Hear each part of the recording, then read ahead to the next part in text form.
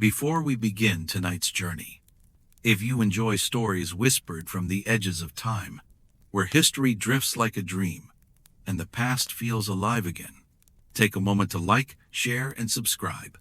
Your small gesture keeps this quiet corner of history glowing and helps our travelers of time find their way back each night. Now, let the world grow still. Let your thoughts slow to the rhythm of the river.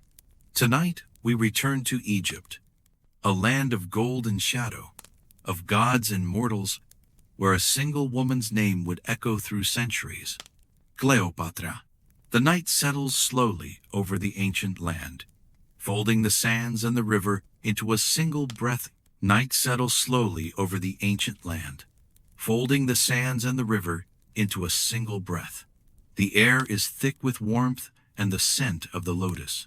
Somewhere in the dark, the Nile drifts past like a ribbon of living silver, whispering to the stars. Lamps flicker in distant courtyards, voices fade, and the great city of Alexandria begins to dream.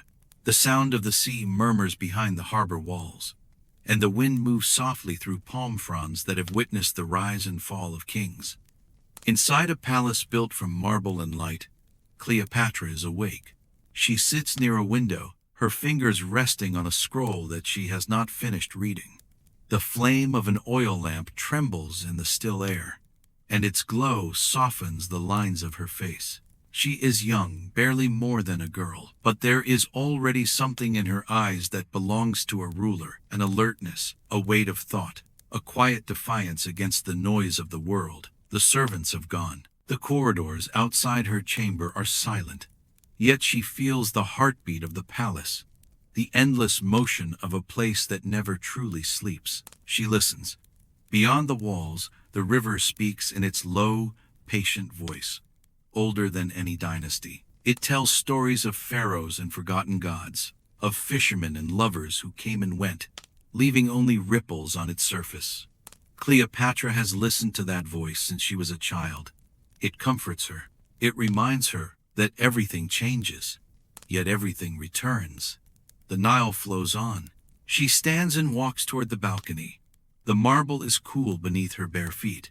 Below her, the city spreads like a constellation, temples and homes, docks and gardens, all silvered by moonlight. To the west lies the great lighthouse, the Pharos, one of the wonders of the world, its fire shining across the sea. Ships from Greece, Rome, and Africa rest in the harbor, their masts drawing dark lines against the night. Each carries a story, a hope, a cargo of silk or spice or rumor. And every rumor eventually reaches her. Cleopatra was born into rumor. The Ptolemaic dynasty had ruled Egypt for nearly 3 centuries, ever since Alexander the Great's general seized the land and crowned himself king. Her ancestors were Greek, not Egyptian, but they had learned to wrap themselves in the symbols of the Nile. They built temples to Isis, spoke to the priests, and wore the crowns of pharaohs. Still, the people knew. They always knew. Power had come from conquest, not birthright. It had been kept alive through marriages between siblings and cousins, through betrayals whispered behind heavy doors. Her father, Ptolemy the flute player, so called for his love of music, had ruled more with melody than with strength. He was charming, careless, and in debt to Rome. When he died, he left behind not peace, but a struggle for succession. The crown was to be shared between Cleopatra and her younger brother, Ptolemy XIII, a boy surrounded by scheming advisors. They smiled in his presence, bowed to his childish whims, and in secret plotted to remove his sister. Cleopatra knows all this, even now, standing on her balcony, watching the dark water shimmer. She knows that tomorrow will bring petitions and arguments, that men twice her age will try to tell her what she cannot do, but she also knows that she is her father's daughter, and far more than that. From the moment she learned to read, she devoured everything: poetry, medicine, mathematics, philosophy. She speaks 9 languages. She can converse with merchants from the Red Sea, scholars from Athens, and envoys from Rome without a translator. She understands that knowledge is a weapon more subtle and enduring than any sword. The lamp flickers. She turns back into the room to her desk. There are letters awaiting her seal, and a map of Egypt unrolled beside them.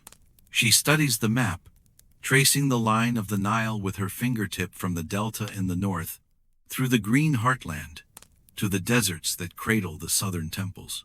It is a living thing, this country of hers. To rule it is not merely to command armies, but to listen to the river, to the farmers, to the priests, to the pulse of the land itself. Outside, the first light of dawn begins to pale the horizon. In the marketplace below, the sounds of morning stir, a cartwheel squeaking, the call of a vendor, the bray of a donkey. Life returns, as it always does. Cleopatra closes her eyes for a moment, breathing in the smell of the sea and the faint sweetness of burning incense. The day will demand her attention soon, but for now, in this quiet breath between night and morning, she allows herself to simply exist, not as a queen, but as a woman looking out at her home. It is a dangerous home. Egypt is rich, and Rome hungers for riches. Across the sea, Julius Caesar's legions have made the Republic a shadow of itself. Senators plot, and generals rise. The old order trembles. Cleopatra has heard the stories of Caesar's ambition, his charm, his relentless will. She does not yet know that their fates will intertwine, that history will tie their names together like two strands of silk. She only feels the change in the air, as if the gods themselves are drawing a new line across the sand. She walks back inside, her mind restless. The walls of her chamber are painted with scenes of Horus and Isis, gods of protection and rebirth. Their eyes seem to follow her as she moves. She wonders if they watch out of love or judgment. She wonders if they ever grow weary of watching rulers rise and fall. Sometimes she dreams that they whisper to her in sleep, urging her to hold fast, to become something greater than fear. Cleopatra sits again at her desk. She dips a reed pen into ink and begins to write. Her script is precise and graceful. The letter is addressed to the high priest of Memphis, asking for counsel on a new festival honoring the goddess Hathor. But beneath the formality of her words lies a quiet message of defiance, that she, not her brother's advisors, will speak for Egypt's heart. When she finishes, she presses her signet ring into the wax, sealing it with her symbol, the image of Isis nursing her child. A mother, a ruler, a protector. She studies the seal for a long moment before setting the scroll aside. Then she rises and walks toward the doorway. Two attendants wait there, silent and respectful. They bow their heads as she passes. The sound of her footsteps on the marble floor echoes softly through the corridor. The palace is waking. Slaves light torches along the halls, and the scent of fresh bread drifts up from the kitchens. Musicians tune their lyres in the courtyard, ready to play when the royal family appears. Cleopatra moves among them like a shadow of calm. Every gesture is deliberate, every glance measured. The guards who once dismissed her as a child now lower their eyes when she walks by. She has learned how to carry power, not to flaunt it, but to let it flow quietly, like the river outside. At the great hall, she pauses. Sunlight spills through high windows, painting the floor with gold. Statues of her ancestors stand in rows along the walls. Ptolemy I, the founder of the dynasty. Cleopatra II and III, queens who ruled through cunning and survival. Their stone faces look forward, eternal and expressionless. She wonders if they too felt the same mix of fear and certainty, the same awareness that the gods grant thrones only to test those who sit upon them. As she steps into the hall, courtiers bow. Her brother is there, surrounded by his tutors and ministers. He is barely 12, his crown slightly too large for his head. One of his advisors, the eunuch Pothinus, greets her with a smile that never reaches his eyes. The formalities begin. Reports of taxes, disputes among priests, messages from Roman envoys. Cleopatra listens, asks questions, offers solutions that are practical and fair. She speaks with clarity, with warmth, with an ease that makes the older men uncomfortable. They see not a girl, but a mind they cannot control. By midday, the air in the hall is heavy with tension. The ministers press for decisions that would favor their allies, and Cleopatra resists with calm precision. Each time she speaks, her voice carries the softness of silk and the weight of command. When at last the meeting ends, she bows to her brother, turns, and leaves. Behind her, whispers ripple like the wind through reeds. Outside, the sun burns white over the city. The streets shimmer with heat. Children chase each other through the alleys. Merchants shout in a dozen languages. Cleopatra's litter moves slowly through the crowds toward the harbor. She lowers the curtain slightly and looks out. Everywhere she sees the life of Egypt, its noise, its beauty, its struggle. She sees fishermen mending nets, priests blessing travelers, women carrying water in clay jars. The sight steadies her. These are her people. This is what she must protect. At the harbor, she dismisses her guards and walks alone for a while. The sea stretches to the horizon, endless and bright. She thinks of the ships that sail beyond her sight, toward Rome, toward Greece, toward lands she has only read about. For a moment, she feels a longing to follow them, to escape the weight of crowns and politics. But the thought passes. The Nile has claimed her. Egypt has chosen her. To leave would be to abandon herself. The wind rises, carrying the smell of salt and tar.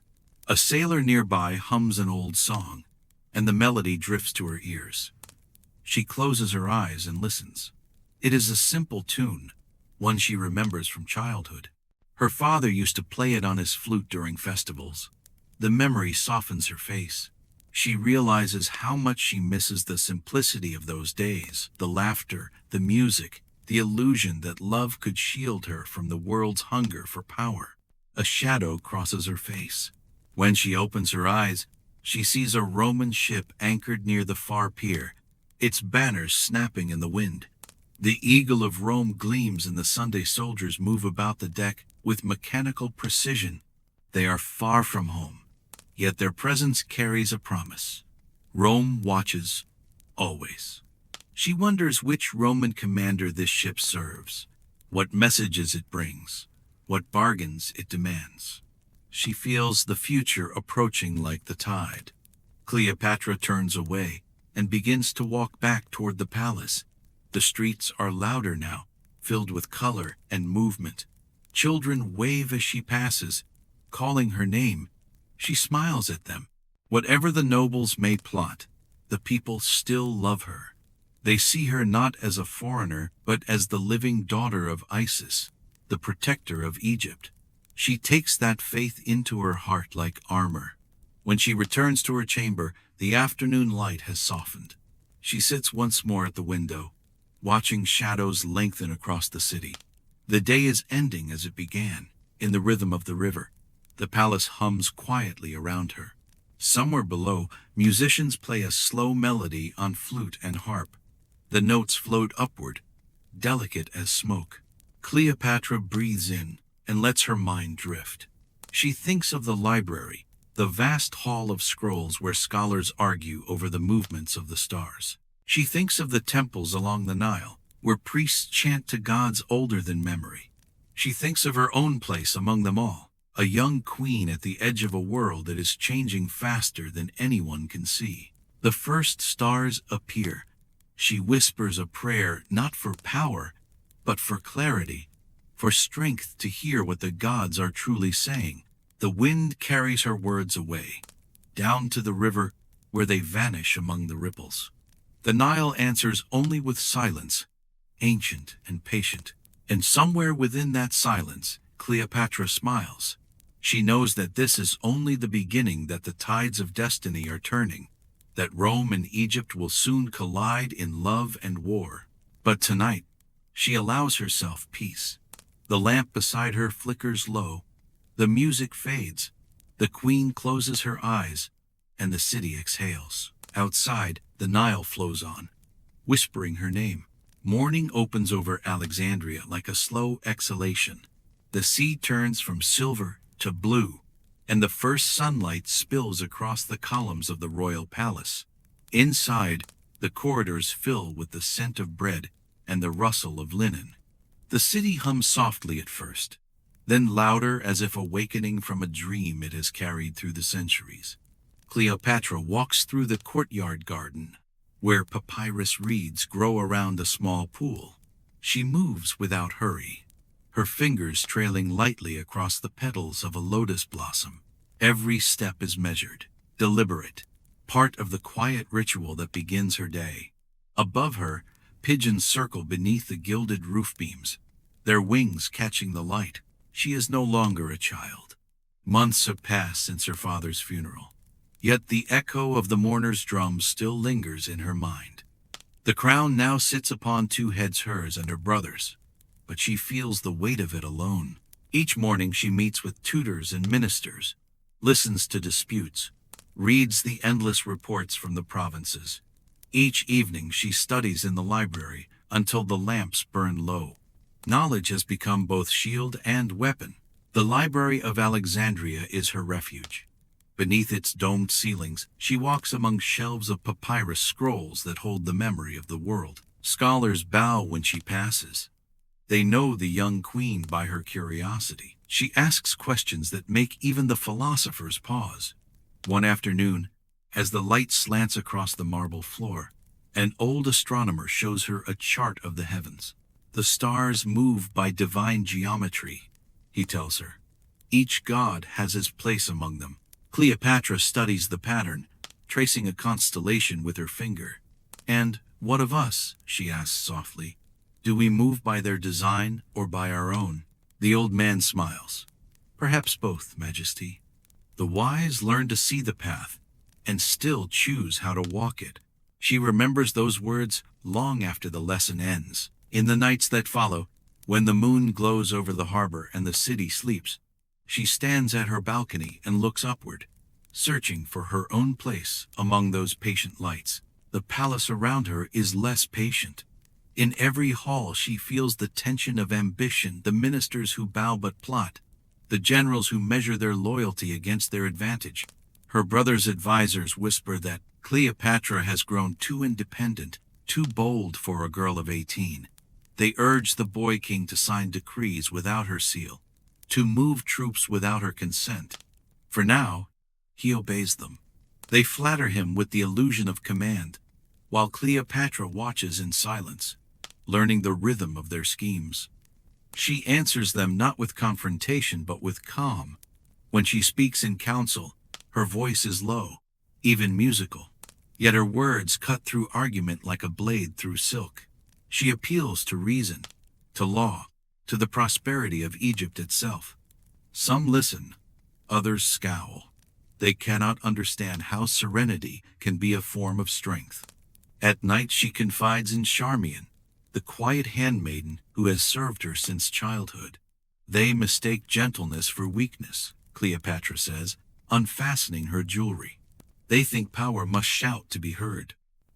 Ganju, Charmian smiles. Then whisper, my queen. The wise will hear you. Cleopatra laughs softly. Perhaps that is the secret rule, as the Nile rules. It does not fight the stones, it flows around them until they vanish. The days slide forward like the river itself. Festivals come and go. The priests bless her name in the temples of Isis. Yet the shadow of Rome grows longer. Messengers arrive from across the sea bearing news of battles, of Caesar's triumphs, of debts her father left unpaid. Egypt owes gold, and gold is never given without strings. In the council chamber, Pothinus and the generals whisper that an alliance with Rome's rivals might free them. Cleopatra listens and says nothing. She knows that choosing sides too early is the quickest path to ruin. One evening she rides beyond the palace walls disguised in a simple cloak, The air smells of earth and smoke. In the fields outside the city, farmers bend over the young shoots of grain. She stops to speak with them, her voice low, her accent softened to match theirs. They tell her of the floods, of the taxes that press too heavily, of the hope that the new queen will remember them. She promises that she will. When she returns to the palace, dust on her sandals, the guards stare in disbelief. No ruler before her has walked so freely among the common people. Her compassion becomes legend and a threat. Within months, the court divides. Her brother's faction accuses her of undermining his authority. They claim she conspires with priests and peasants alike. One morning she wakes to find the gates of the palace sealed, her own guards replaced by men loyal to Pothinus. The message is clear. She is no longer welcome in her own home. Cleopatra does not weep. She gathers what servants remained faithful and leaves quietly through a side gate before dawn. The city watches her depart in silence, the queen stepping into exile, veiled against the rising Sunday. The desert waits beyond the fields, endless and merciless. Yet she feels no fear. The Nile accompanies her, winding through the sands like a companion of memory. She travels southward, toward Thebes, then east to the oases, where traders from Arabia pass with caravans of incense. In exile, she learns a different kind of wisdom. She listens to the language of wind and sand, to the stories of nomads who measure life by the stars. She eats simply, sleeps beneath linen tents, and writes each night by the light of a single lamp. Her letters travel secretly back to Alexandria, to allies within the temples, and to captains in the fleet. She does not beg for restoration. She plans it. By the time word reaches her that her brother's forces have seized full control, she is already gathering her own. Soldiers still loyal to her father's memory come quietly to her camp. Priests send blessings and gold. And then, one late afternoon, as the horizon burns with the color of copper, a messenger arrives breathless from the coast. A Roman general has landed in Alexandria, Gaius Julius Caesar, and the city trembles at his name. Cleopatra listens as the messenger speaks. Rome's civil war has followed him to Egypt. Pompey the Great, Caesar's rival, has been murdered on her brother's orders, and Caesar demands justice. The gods could not have written a more dangerous moment or a more perfect opportunity. She dismisses the messenger with calm words and walks to the edge of the camp, where the desert meets the river. The sun is setting, turning the water to molten gold. She stands there a long time, watching the light fade, and in that fading she sees her chance. The Queen of Egypt smiles not with pride, but with certainty. History has sent her a doorway, and she will walk through it. Night comes to the desert with a chill that surprises even the stars. The heat drains from the dunes, and the wind turns sharp, carrying the hiss of shifting sand. Cleopatra sits beside the small fire at the center of her camp, studying the flicker of its flame. Around her, soldiers murmur in low voices, their outlines softened by the glow. She hears laughter somewhere behind a tent, the clink of bronze cups, the restless cough of a camel. In exile, the sounds of life are simpler, truer. They remind her that power is not the marble of palaces, but the endurance of people who choose to follow.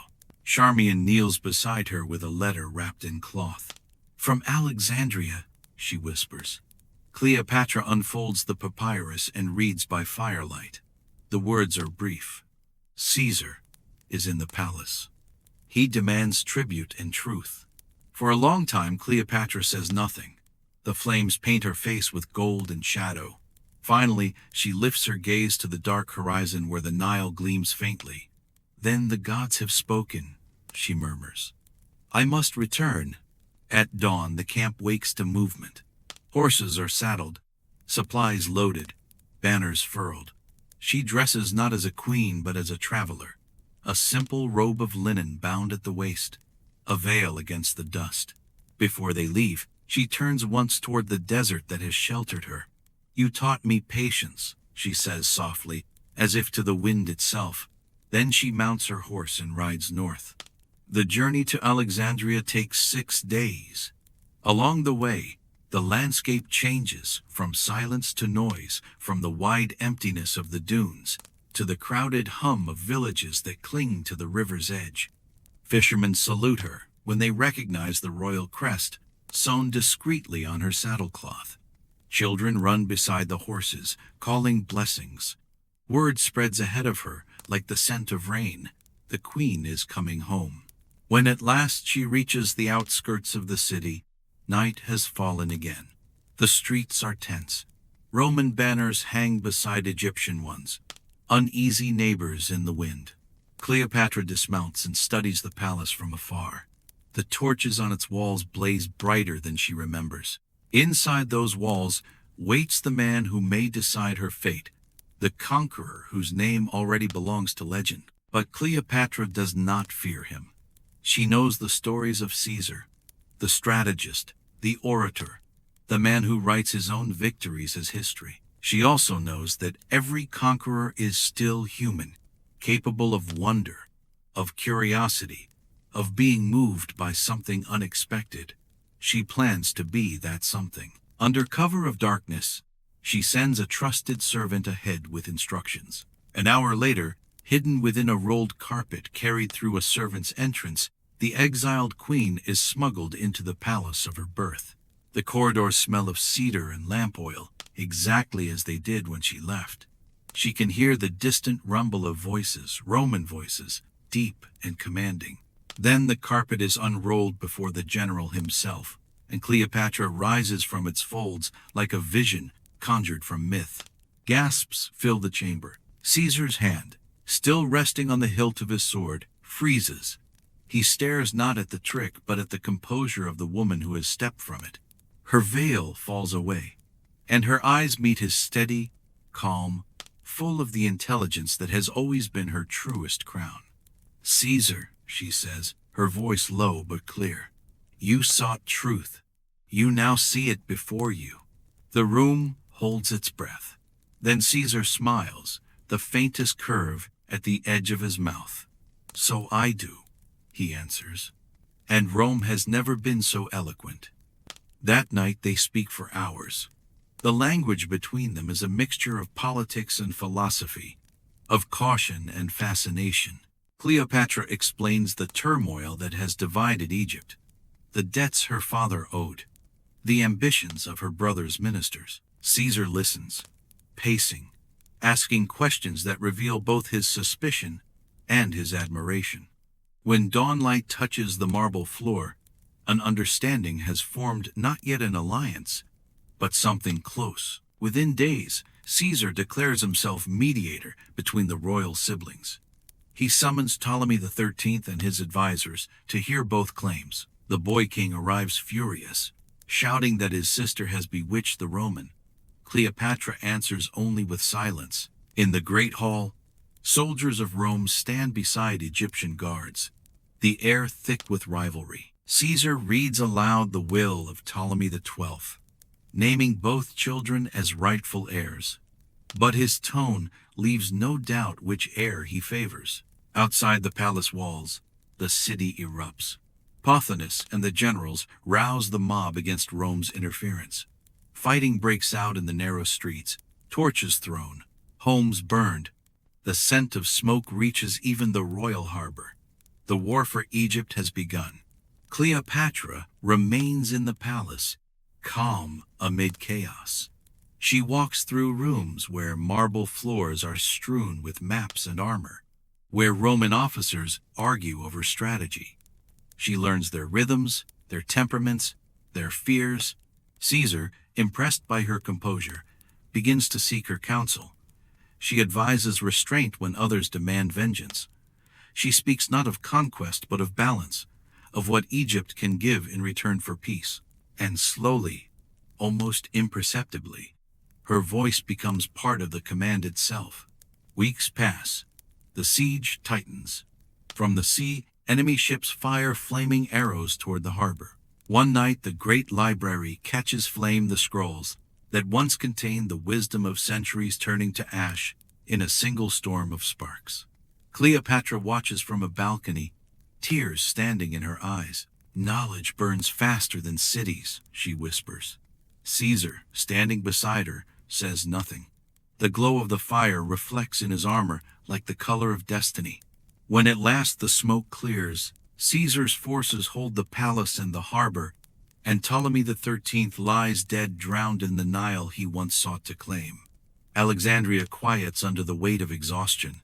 The war is over. The crown of Egypt rests on Cleopatra's head once more. But peace, she knows, is never free. In the silence that follows battle, she and Caesar walk through the ruined gardens. The lotus ponds are black with ash. Statues lie broken among the reeds. He speaks of rebuilding, of stability, of alliance. She listens, understanding what he truly means. Rome will protect Egypt, so long as Egypt remembers its debt. That night, in the candlelight of her restored chamber, Cleopatra writes again. This time the letter is not to a priest or a general, but to the future. Let them say that I restored what my fathers lost. Let them say that I loved my country more than fear. She sets down the reed pen, looks out over the quiet river, and allows herself a rare smile.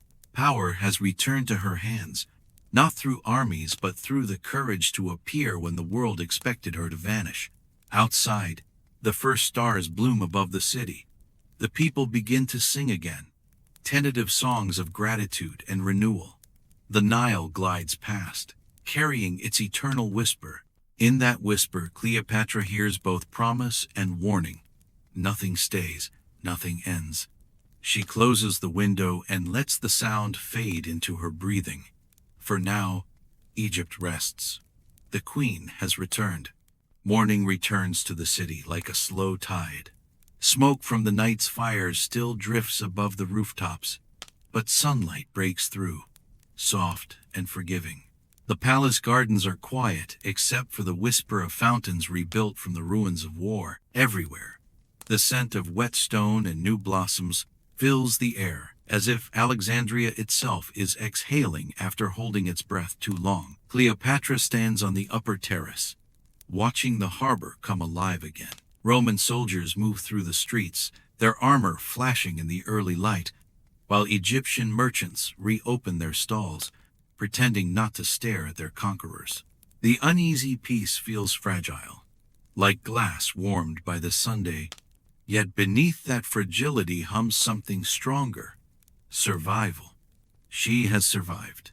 Egypt has survived.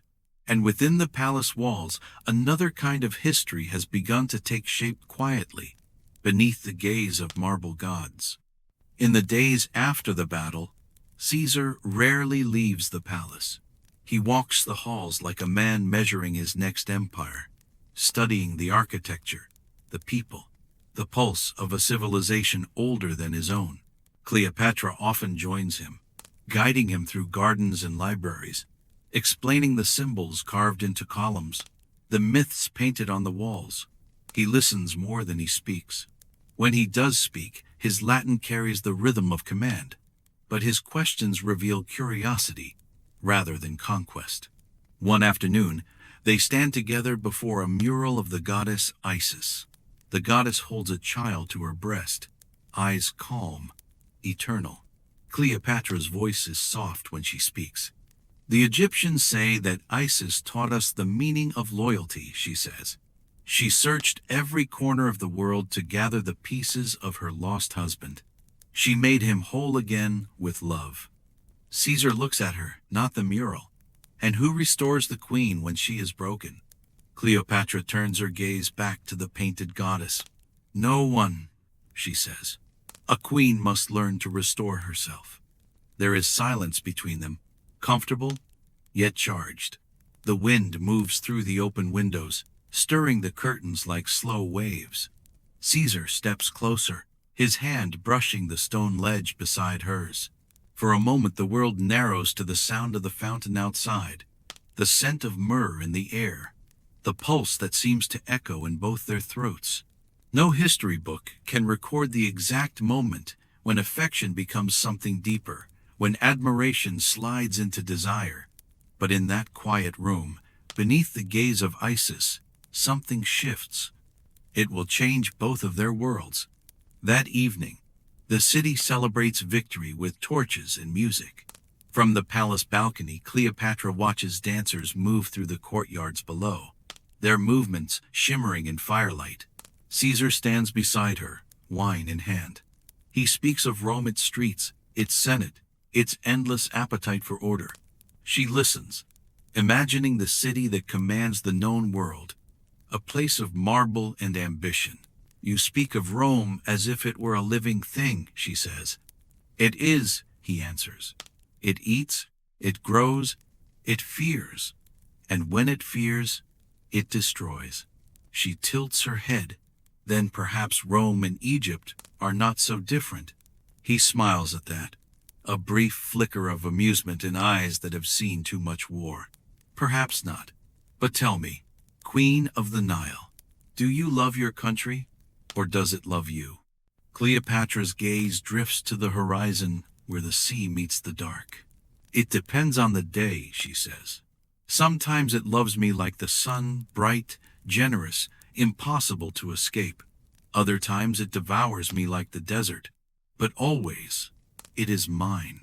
He studies her face, the calm certainty in her voice. Then Egypt is fortunate, he says quietly. Music swells from below, flutes, drums, voices singing praise to Isis and to the queen who has brought peace.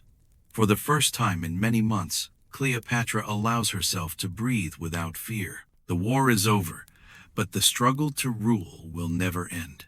For now, she lets the moment exist, as it is golden, fragile, fleeting. Days slide into weeks. Together they rebuild. Caesar orders the repair of the harbor, the reorganization of the treasury. Cleopatra oversees the temples, the grain stores, the schools. They dine in the evening surrounded by scholars and poets, their conversations winding from politics to philosophy to the strange mathematics of the stars. She delights in challenging him, in matching his wit with her own. He delights in being matched. One night, after the others have gone, she asks him a question that lingers in the still air between them. When you return to Rome, what will they say of me? That you were clever, he replies. That you were dangerous, that you were necessary. Necessary, she repeats, tasting the word. That is not the same as loved. Caesar leans back, eyes half closed. In Rome, necessity is a higher compliment. Cleopatra smiles, but there is sadness in it. She knows he is right. Power does not leave room for sentiment. Yet power is what binds them, a recognition between two minds that understand the cost of command. In the hush that follows, she pours more wine, and they sit together in the golden lamplight, while the Nile moves outside like time itself. In the months that follow, whispers bloom through the city like vines. The people speak of the Roman general who stays too long, of the queen who has bewitched him, of the nights when music drifts from the palace until dawn. Cleopatra does not chase the rumors away. She knows that power grows through story, and the story of a queen and a conqueror is one the world will remember. Still, beneath the splendor, danger coils. Caesar's soldiers are restless. The Senate in Rome questions his loyalty. Envoys arrive carrying scrolls sealed with suspicion. Yet, whenever Cleopatra walks into a room, the tension softens. Her voice is calm, her reasoning precise. She speaks of alliances, of trade, of a future where Rome and Egypt thrive together. Caesar listens, and for a while, he believes such peace might be possible. But the world beyond the palace walls is not ready for peace. It never is. Morning spills into the palace through high windows streaked with dust and gold. The air smells of jasmine and parchment. In the throne room, Cleopatra sits beside Caesar while scribes read petitions from every corner of the kingdom. Farmers beg for lower taxes after the war. Merchants seek permission to rebuild their docks. Priests ask for silver to restore their temples. Caesar listens with his soldiers' impatience. Cleopatra answers with her scholar's precision. She explains the rhythm of the Nile, the flood that comes each year, the grain that must be stored, the people who must eat before anyone profits. Slowly, Caesar begins to see the land as she does, a living body that breathes through its river. When the council ends, he follows her into the shaded courtyard. The sound of the fountain cools the air. "You rule with logic," he says. "I expected prayer." She smiles. In Egypt, logic is a kind of prayer. The gods respect balance. He studies her as if balance were a new kind of power. "In Rome, we worship victory." "Then perhaps that is why Rome never rests," she replies. They walk beneath palm trees whose leaves shiver in the light breeze. The conversation drifts from policy to memory, from philosophy to laughter. For a few steps, they are simply two minds speaking freely, freed for a moment from crowns and legions. That evening, Cleopatra hosts a banquet in honor of renewal. The great hall glows with lanterns shaped like lotus flowers. Musicians play soft chords on lyre and harp.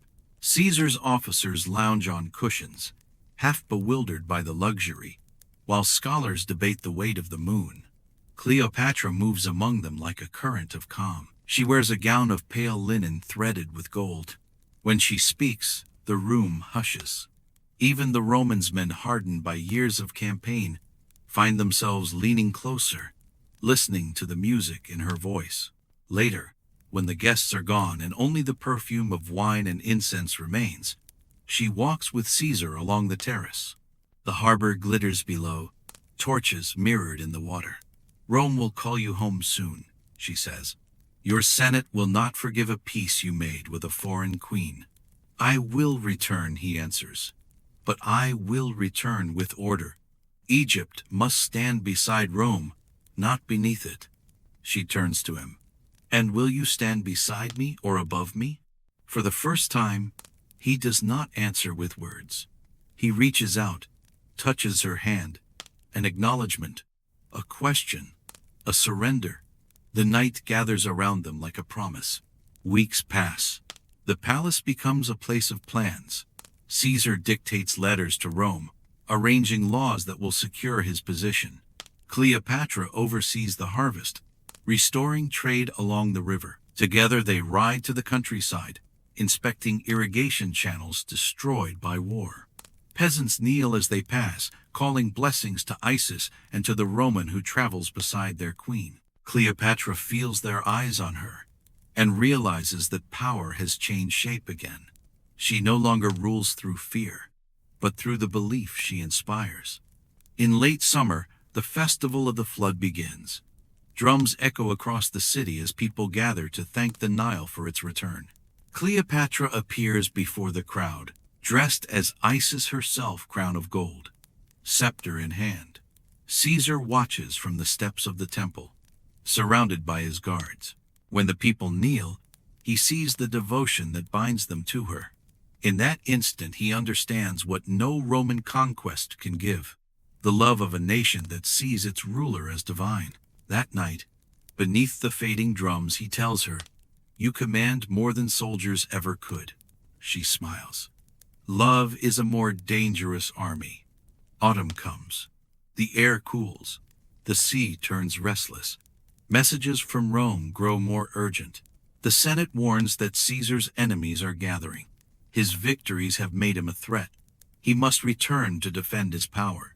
Cleopatra listens while he reads the scrolls aloud, his voice heavy with fatigue. She knows he will go. She also knows that the story between them has only begun. Before he sails, they walk together along the garden paths one last time. The moon is nearly full, its reflection trembling on the surface of the fountains. "When you return to Rome," she says, "remember that Egypt is not a jewel to keep in your pocket. It is a flame. Handle it carelessly, and it will burn your empire." He nods. "And if Rome forgets? Then I will remind her," she says, a trace of laughter in her voice. He stops and looks at her, at the calm strength that has carried her through exile and war. "You already have," he says quietly. When dawn comes, the Roman ships lift their sails. The harbor fills with wind and sound. Cleopatra stands on the pier as Caesar boards the flagship. Neither waves nor speaks. The sea will carry him west to his destiny, and leave her with Egypt, with memory, with the child she now carries beneath her heart, the living bond between two worlds. She watches the ships shrink against the horizon until they vanish, then turns back toward the city. The sun rises behind her, bright and relentless. Alexandria stirs. Life continues. The queen walks home through the whispering streets, the Nile at her side, the future waiting like a closed scroll. Weeks pass after Caesar's departure. The palace feels larger, quieter, as if the walls themselves are listening for his footsteps. Yet Cleopatra has no time for absence. The kingdom demands her attention. The harvest must be counted, the granaries sealed, the new officials chosen. She moves through each task with calm precision, a rhythm that steadies her heart. The child she carries reminds her that endings are also beginnings.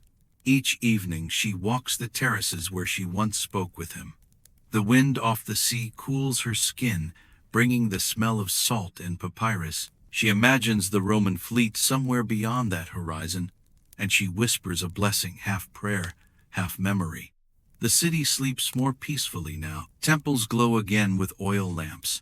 Poets recite new verses, and the hum of trade fills the markets. Egypt is breathing, and so is she. In the mornings she meets with her scholars in the restored library. The fire had devoured thousands of scrolls, but the work of rebuilding has begun.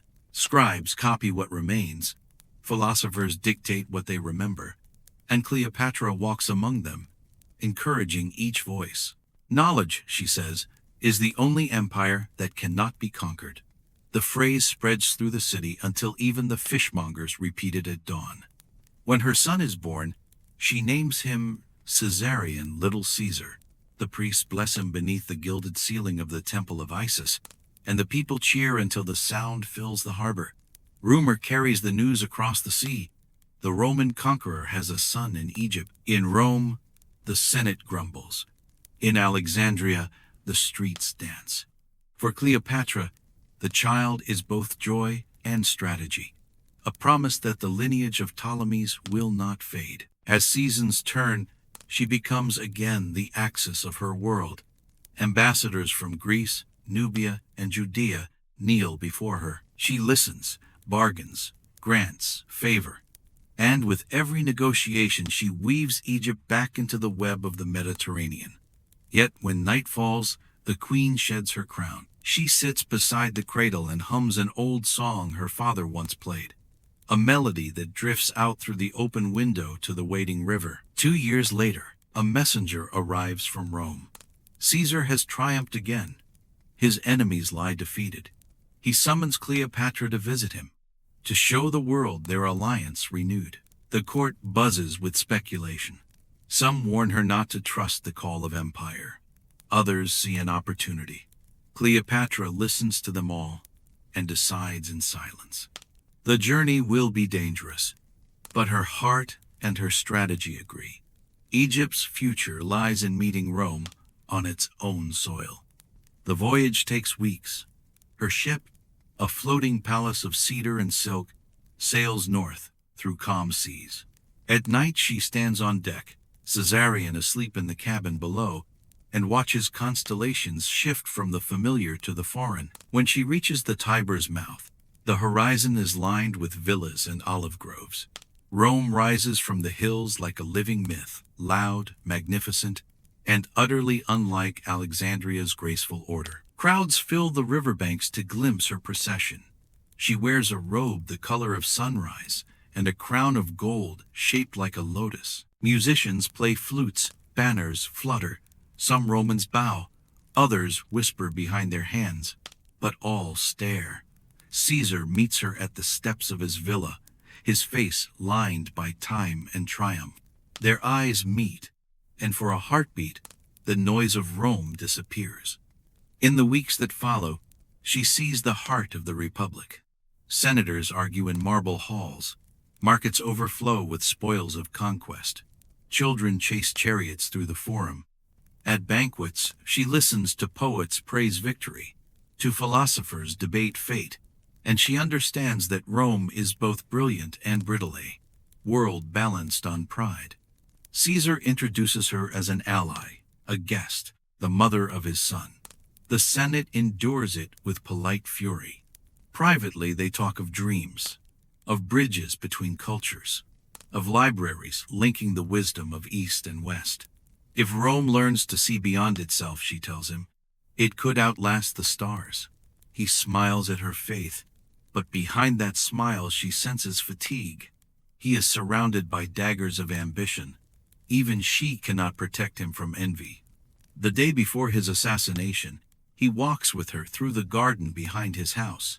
The air smells of rain on stone.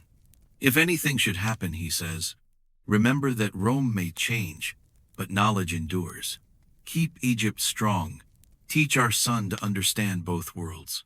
She touches his hand. And will you remember Egypt? I could not forget it if I tried. The next morning the city shakes with news. Caesar is dead, struck down in the Senate by men who called themselves saviors. Rome weeps, then turns to chaos. Cleopatra hides with her child until the storm of violence passes, then sails home beneath a sky streaked with gray. The river welcomes her like an old friend. When she steps onto the dock, the people kneel not for victory but for endurance. That night she lights a lamp beside Caesar's likeness and speaks softly to the flame. You built empires, she whispers, but I will build memory. Years move like water. The world changes again. In Rome, power shifts to new hands, to Antony, bold and restless, the general who once fought beside Caesar. He writes to her from the east, seeking grain, ships, and alliance. She reads his letter in the quiet of her chamber, the candlelight trembling. History circles back, inviting her once more into the dance of love and strategy. She closes the scroll, smiles faintly, and whispers, so it begins again. Outside, the Nile breathes in its eternal rhythm. The city sleeps beneath the hum of crickets. Cleopatra stands at her window, the queen of a land reborn and a heart tempered by loss. The child in the next room stirs. The river whispers his name. Above them, the stars burn steady, indifferent and infinite. Tomorrow she will meet the world once more, armed with beauty, reason, and the memory of every night she has survived. The lamp fades. The queen rests. The Nile flows on. The year turns. The flood returns. The crops rise. And the river whispers as it always has. But Egypt is not the same. Rumors drift along the harbors like mist.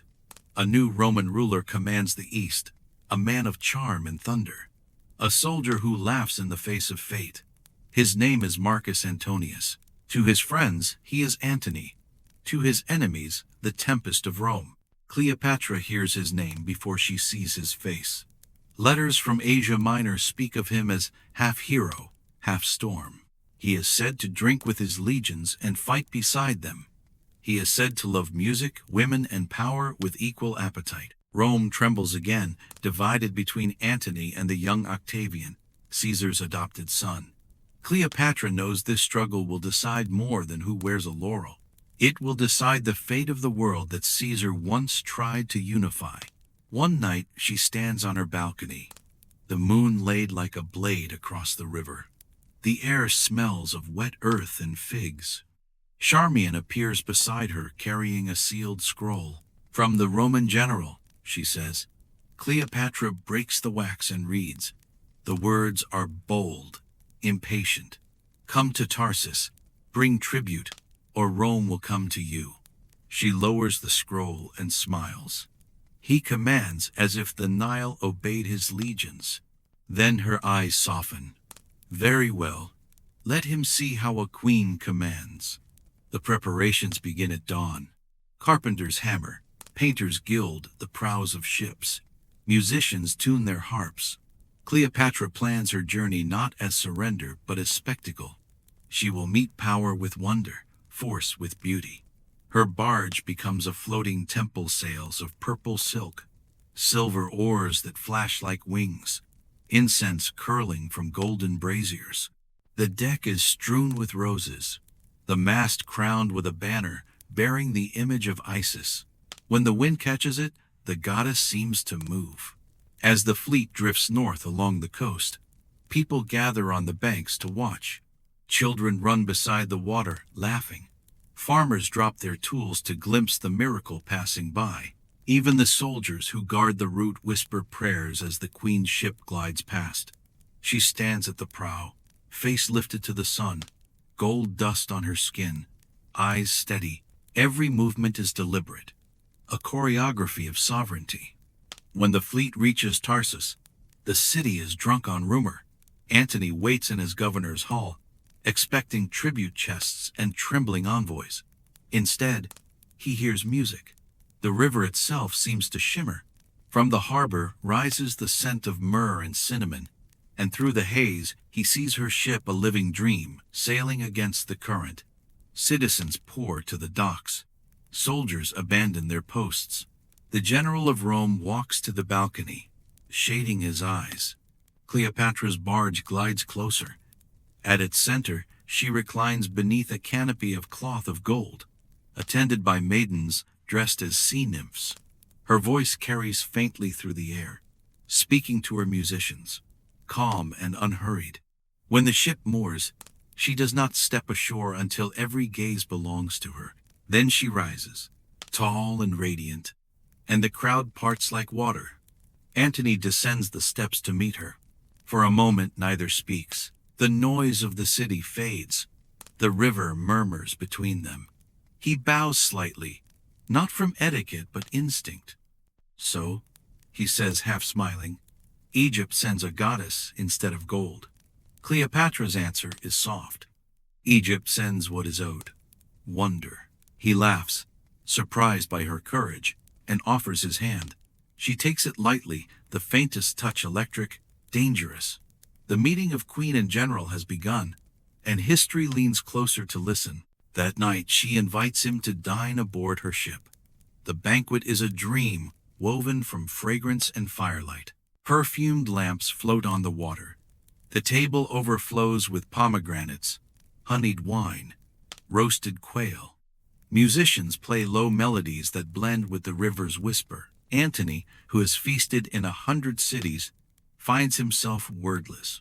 He watches her pour wine, her movements slow as if the world itself follows her rhythm.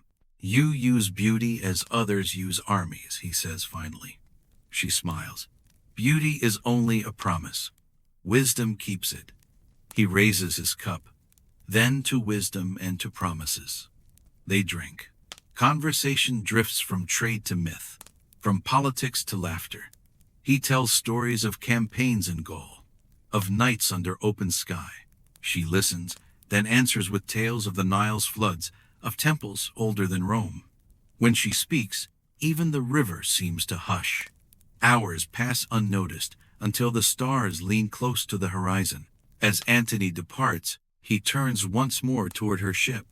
The lanterns still burn. Her silhouette stands at the rail, framed by light. He realizes that the world has just tilted, and that his heart, seasoned by war, has found something it cannot conquer. In the days that follow, they meet again and again. Officially, they speak of alliances: grain for Rome, protection for Egypt. In truth, they are studying each other, mirror and flame. Antony is bold, impatient, moved by appetite. Cleopatra, precise, patient, moved by purpose. Together they form a balance that neither could find alone. One evening a storm breaks over the river. Rain lashes the decks, thunder rolls. Antony insists she take shelter in his hall, but she stands at the balcony, hair whipped by wind, watching lightning strike the hills. The gods argue, she says. They are jealous of mortals who dare to live. He joins her, drenched, laughing. Then, let them be jealous. and when the thunder rolls again, he kisses her. The storm outside is nothing compared to the one that begins within those walls. Got it. Before I go on, I just want to make sure you understand how this works. What I'm giving you is a fictionalized bedtime-style narration built from public historical facts. It isn't an academic or literal record of Cleopatra or Antony. Everything is written safely within that storytelling frame. When the storm passes, the river lies smooth again, and morning light slides through the mist like silver breath. In the stillness, Antony wakes to the scent of lotus and the sound of distant flutes. For a moment he forgets where he is, then he sees her, seated by the open window, hair loose, writing on a small wax tablet. He rises, still half in armor. You write even before the sun? Cleopatra looks up. A queen must write before the world begins to talk. If we do not shape our stories, others will. He smiles. Then write mine kindly. You'll have to earn that, she says. And her laughter rolls softly through the chamber, like warm water. From that morning forward, they are inseparable. They ride together along the coast, visit temples, listen to scholars argue about the stars. Antony marvels at how she draws people to her not through command, but through curiosity. He begins to measure power differently, no longer only by legions or tribute, but by persuasion, by grace. At dusk they share wine on the deck of her ship while the musicians play. The air smells of oranges and salt. Rome would never believe this peace, he murmurs. They think the East is endless war. Cleopatra's eyes follow the horizon. Perhaps Rome needs its monsters. If there are none, it invents them. Sibyl, he looks at her then, really looks, and realizes how solitude has shaped her, how each gesture hides calculation, how each smile carries memory. And what of you? He asks. Are you monster or miracle? She tilts her head. Both, depending on who tells the story. Weeks turn into months. The alliance is sealed not with parchment but with trust. Cleopatra provides gold and grain. Antony promises protection and partnership. They spend the winter together in Alexandria, the city glowing again with laughter and color. The Roman soldiers, who once feared the foreign queen, now toast her name. Festivals bloom along the riverbanks, feasts of music, perfume, and masks. Poets later call it the inimitable life. Two rulers living as if the world itself existed for their joy. In the evenings they dine beneath ceilings painted with constellations. Sometimes Antony speaks of Caesarion, the boy who runs through the halls like sunlight. He has his father's eyes, he says. Cleopatra nods, though she hears the hesitation in his voice, the weight of the name Caesar. Between them always lingers Rome, proud, suspicious, watching. When letters arrive from the West, Antony reads them aloud. Octavian grows stronger, the Senate grows colder. They call me reckless, he says. They think Egypt has bewitched me. Legend, Cleopatra answers quietly. Then let them think it. Better to be feared for joy than pitied for obedience. He laughs, pours more wine, and the sound echoes against the marble. But later, when the music fades, she sees the shadow behind his smile. Rome does not forgive joy. Spring comes early that year. They sail up the Nile, a slow procession of banners and song. At every village, people gather on the banks, throwing flowers, shouting blessings. Cleopatra shows Antony the temples of the old gods, the inscriptions that tell of pharaohs long turned to dust.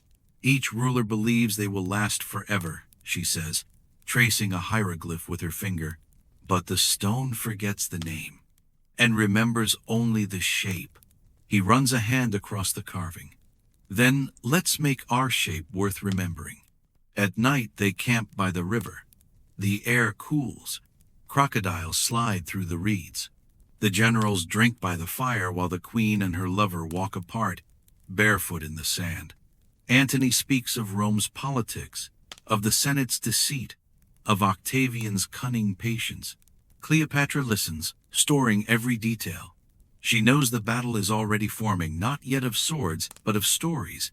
Then you must return, she says. Face him before he grows too strong. He stops and leave you? You won't leave Egypt, she replies. It will travel with you. He touches her cheek. And will you wait for me? I will build while I wait, she says simply. When he finally sails west, Alexandria feels quieter again. The people line the harbor, cheering his name, waving banners of gold and crimson. Cleopatra stands at the pier with Caesarion at her side. Remember, she whispers as the sails fill, Rome fears what it does not understand. So give it something beautiful to fear. Months pass without word. Then come rumors of victory, of marriage. Antony has wed Octavia, the sister of Octavian, to bind peace between their factions. Cleopatra reads the news in silence. The court watches her carefully, waiting for anger or grief. She gives them neither. Peace has many disguises, she says, and returns to work. Yet that night, alone, she walks the terraces until dawn, the river whispering a question she cannot answer.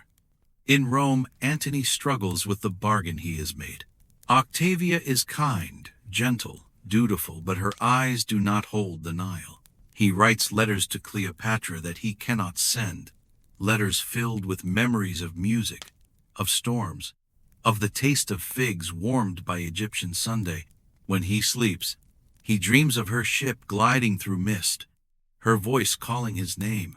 History will later call it obsession. Perhaps it was simply homesickness for wonder. 2 winters later, he returns. The ships that bear his standards enter Alexandria's harbor under a red dawn. The city awakens in celebration. Bells ring from every tower. When he steps ashore, she is waiting, robed in white and gold. Neither speaks. They walk toward each other through a corridor of light. The crowd erupts, but the world narrows again to 2 faces meeting after too many nights apart. Rome sent you back, she says. No, he answers, my heart did. Morning drifts over Alexandria like a faint memory. The harbor, once crowded with banners and voices, lies quiet now, its waters dark as polished stone. In the distance, gulls circle where the great lighthouse still burns, the last steady flame of a vanished empire. Egypt has changed hands again, but the rhythm of the river continues, patient as breath. The palace stands half empty, columns cracked by battle-bare vines instead of torches. The courtyards bloom with weeds and silence, yet the marble floors remember footsteps. The air still carries the perfume of lotus and cedar, a trace of the woman who ruled these halls with mind and music. Outside the city walls, workers repair the roads, traders rebuild their stalls, priests chant new prayers for the new masters. Life resumes, because life always does. But when the wind moves through the streets at dusk, people still look toward the palace. They whisper her name as if it might bring the stars closer. Cleopatra. Rome calls the country a province now. Octavian, soon to be Augustus, sends governors, tax collectors, architects. Statues of Caesar stand beside those of Egyptian gods, an uneasy marriage of stone. The language of empire mixes with the language of the Nile. Latin words echo through markets where papyrus still rustles in the Sunday. Yet beneath every decree, the people keep their own story alive. At night, fishermen on the river tell their children of the queen who defied Rome. They say her spirit rides the moon's reflection, watching over the water. Sailors leaving the harbor drop coins into the tide, murmuring for luck, for the lady of the 2 lands. Even in defeat, she reigns in the way only memory can't quietly, completely. In a shaded house near the temple of Isis, an old scribe named Meneket copies the last chronicles of her reign. His hands tremble, but his pen moves with care. We write, he tells his young apprentice, Because forgetting is another kind of death. The boy asks what she was truly like. Meneket smiles, eyes bright with recollection. She listened, he says. That is rarer than beauty. He pauses to sharpen his reed pen, then adds another line to the scroll. She ruled not by fear, but by understanding. The words dry slowly, dark as river mud. Outside, the sound of hammers carries from the docks. The empire is rebuilding itself, but so is the legend. Years pass. The Nile floods and recedes, floods and recedes. New children are born who have never seen the old banners, but they still learn her name before they learn to write. In the markets, amulet sellers carve her face in ivory, crown tilted, gaze serene. In the temples, priests fold her deeds into hymns for Isis. She who united love and wisdom, and far away, in Rome itself, poets discover her too. They argue over whether she was seductress or scholar, saint or sorceress. The truth does not matter. What matters is the fascination. Cleopatra becomes a mirror for every imagination that looks into her. For some, she is the warning against pride. For others, the symbol of freedom. Even the emperor keeps a small bust of her in his private chambers, a reminder of both victory and loss. One afternoon, a Roman architect stands on the palace terrace, surveying the harbor. He is young, ambitious, eager to leave his mark. We will build new granaries here, he tells his local guide. The age of the pharaohs is over. The guide, an old man with sun-browned skin, squints toward the water. Is it? He asks. Look closely. The river still obeys her. The architect laughs, thinking it a jest. But when he looks again, he sees what the old man means. The sunlight catches the current in such a way that for a heartbeat, it seems to gleam like a serpent's crown. The image fades, yet the young Roman finds himself silent. Some legacies do not require walls. At sunset, the sky turns the color of copper and honey. A lone musician sits near the ruins of the Queen's garden, plucking a lyre with fingers rough from travel. His song drifts across the empty fountain where lotus flowers once bloomed. The melody carries words almost lost to time. She walked where gods once walked. She spoke and the river listened. Her name is water. It remembers. The notes fade, but the silence afterward feels full like a held breath that never quite releases.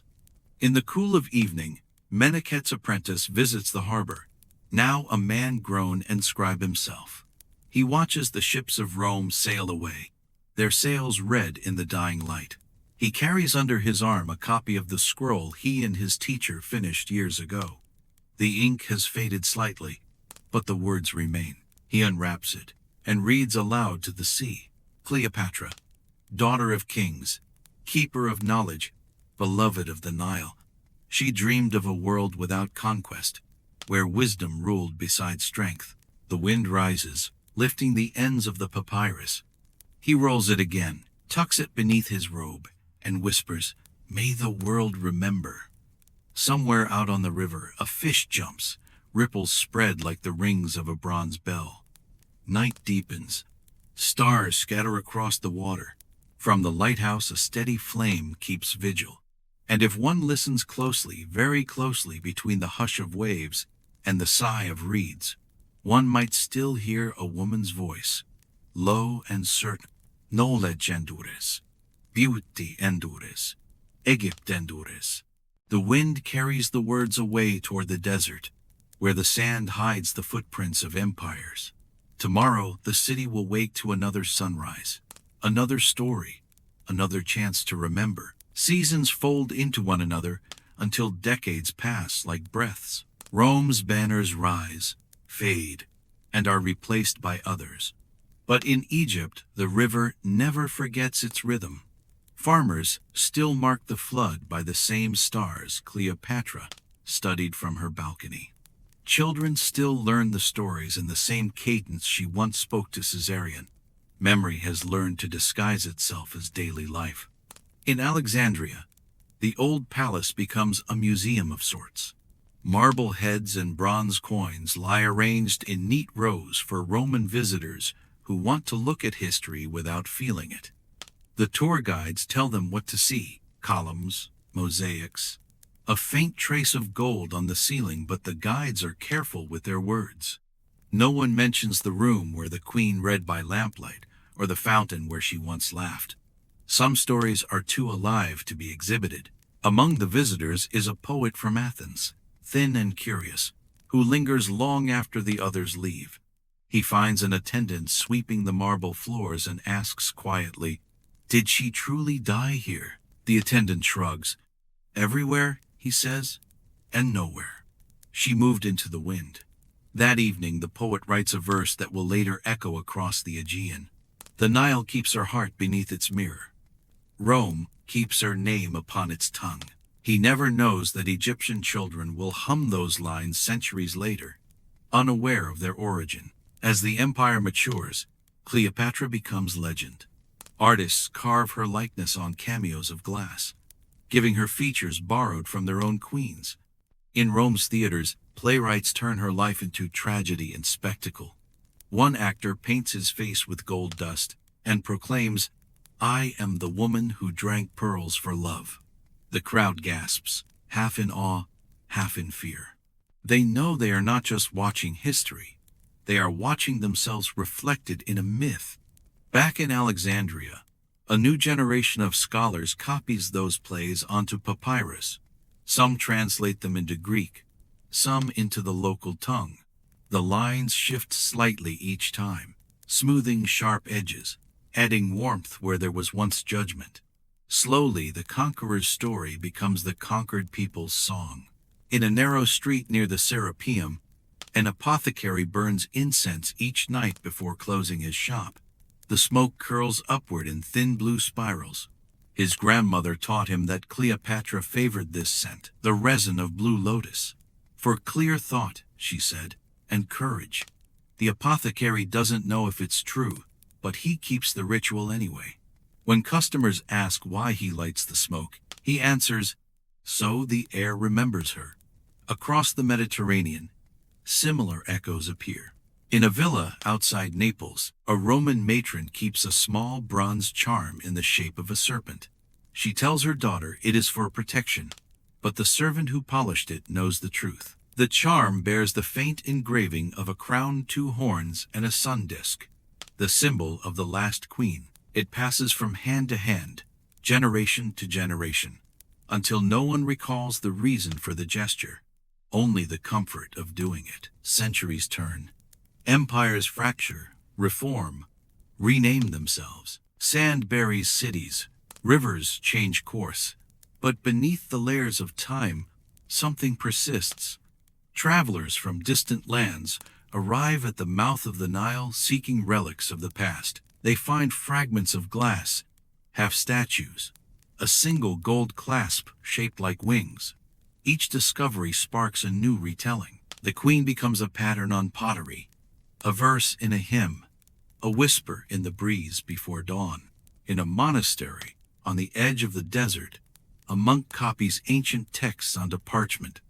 His candle sputters in the wind. On one crumbling scroll he finds a name he cannot pronounce. He writes it again carefully, Cleopatra. He does not know she was flesh and voice, only that the ink feels heavy with meaning.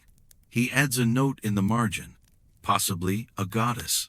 The candle gutters. The name survives. When Arab scholars later rebuild Alexandria's library centuries later, they uncover fragments of those same scrolls.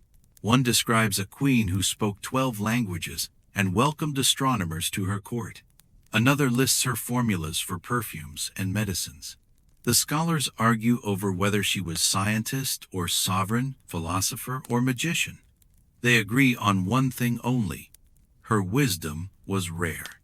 They copy her writings, preserving them under new titles, and in doing so, keep her mind alive under 1,000 tongues. And still the river moves, carrying silt and stories together. Fishermen mend their nets at dawn, repeating the old songs of the lady who listens.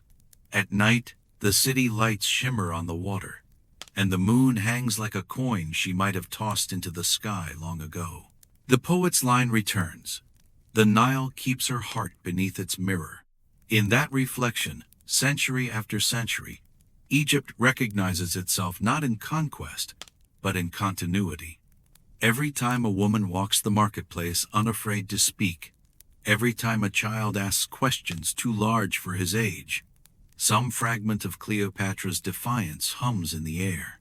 Empires may rename the land, but the voice that once whispered across the river still finds its way into the wind. By the time 1,000 years have passed, the world has changed so completely that the old marble of Alexandria lies beneath layers of new stone. Languages mix like tides. Merchants from every horizon call the city home. Yet when night settles and the sea reflects the lanterns along the quay, sailors still speak of a queen whose spirit guards the harbor.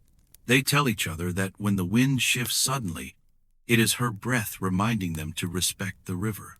A historian from Byzantium arrives to study the ruins. He finds fragments of Greek inscriptions in the dust phrases worn smooth by centuries of wind. Philos, Basileia, Sophia, friend, queen, wisdom. He notes them carefully in his journal, thinking the words belong to different rulers. Only later, reading by lamplight, does he realize they once described the same person. He writes in the margin, "She is everywhere because she meant everything." That sentence will survive long after his manuscript disappears. In another age, merchants and scholars from across the Islamic world rebuild Alexandria's libraries. They copy the old scrolls into Arabic, giving the queen a new name that rolls more gently from their tongues. Cleopatra. They study her as alchemist, mathematician, poet. A philosopher in Cairo writes that she understood the harmony of opposites, the marriage of science and heart. He hangs her portrait above his writing desk, a small ink drawing of a woman seated beneath stars. Beninhumt. Travelers come to see it. One describes the eyes as curious, not cruel. Another says the face looks as if it were listening. Each leaves with a slightly different memory, and together those memories weave another layer of legend. Centuries later, the conquerors of Europe sail again to Egypt, hungry for relics and glory. They arrive with shovels and notebooks, determined to measure the past into maps. They unearth coins bearing her name, statues smoothed by time. Painters in Paris and London recreate her image in marble and oil, some serene, some wild, all imagined. To them she is the eternal riddle. How could a woman rule the world's desire and still be called fallen? In candlelit rooms, they argue. Was she hero or ruin, saint or siren? None agree, but none can look away. Each new age remakes her, borrowing her face to mirror its own longing. The poets call her the last breath of ancient wisdom. The skeptics call her a dream Rome could not conquer. Both are right in their own way. Back in Egypt, the locals watch these foreign excavations with quiet amusement. When asked if they know where the queen lies, an old boatman shrugs. Everywhere, he says, echoing the same words spoken centuries before. He gestures to the river. You cannot dig for what is in the water. The archaeologists laugh politely and return to their charts. But that night, as the boatman rows home under the moon, he hums an old melody, a tune older than temples. The oars strike the water in time with the rhythm of her name. As the modern age arrives, trains whistle where caravans once crossed. Electric lamps replace torches, but the stories glow on. Filmmakers and writers rediscover her, their cameras and pens chasing the shimmer of her myth. Some paint her tragic, some triumphant, some impossibly wise. Audiences sit in the dark and watch her step again from the golden barge. Hear her voice rise above the music. Feel the same hush that Antony once felt on the river. What they don't realize is that they are adding their own reflection to the mirror. Each retelling polishes the surface until her image belongs not just to history, but to the imagination of anyone who has ever loved, ruled, or refused to kneel. One evening, in a small cinema by the Alexandrian waterfront, a young woman stays after the credits roll. The projector clicks in the silence. The screen fades to white. She sits motionless, eyes wet with something she can't name. Outside, the sea murmurs against the quay. She whispers to herself, she was real. And for a moment, she feels the air around her shift, as if the queen herself had turned to listen. The girl walks home through streets that glitter with modern lights. Yet every sound, the call of vendors, the laughter of children, feels threaded to an ancient pulse. She thinks of how people once feared that knowledge would burn away with the library. But here it is, alive in the glow of every doorway. Somewhere deep inside, a quiet voice repeats the old promise. Knowledge endures, beauty endures, Egypt endures. The night breeze carries the words down the alleys, across the harbor, and out toward the dark horizon. On the surface of the water, the reflection of the lighthouse trembles, steady and soft, like a heartbeat. Morning again, centuries after the crown and the empire have crumbled, and yet the same golden light falls across the Nile. Commuter boats replace the barges of priests. The call to prayer rises where temple songs once echoed. The city has changed names, rulers, languages, but the rhythm beneath it is still the same slow heartbeat that carried Cleopatra's ships. In the museums of modern Alexandria, children wander through halls of glass. They stop before a single gold coin sealed behind a thin wall of air. On one side is the face of a Roman general. On the other, a woman's profile crowned with the uraeus of the pharaohs. The guide explains in easy Arabic, this is Cleopatra VII, the last queen of ancient Egypt. The children press their palms to the glass, wide-eyed. To them she is not remote. She is proof that history once spoke their language. Across the courtyard, a curator adjusts the lighting around a broken statue. When no one is looking, he whispers a greeting under his breath, an old habit learned from his grandmother. Peace to you, Ya Malika, he says. Your city still breathes.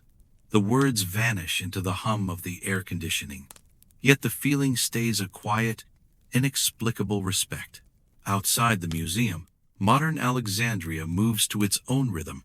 Traffic horns, vendors calling, waves against the seawall. Somewhere in that noise, a young archaeologist walks home with sand still clinging to her boots. She has spent the day excavating the sunken ruins off the coast, searching for the lost palace beneath layers of silt. Each shard she uncovers feels like a heartbeat returned. In her pocket lies a small fragment of blue-green glass, once part of a perfume bottle. She holds it up to the streetlight.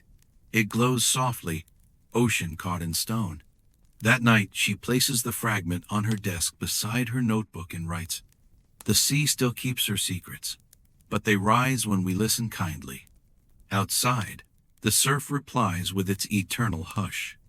Across the world, historians keep writing, filmmakers keep filming, singers keep shaping her name into melody.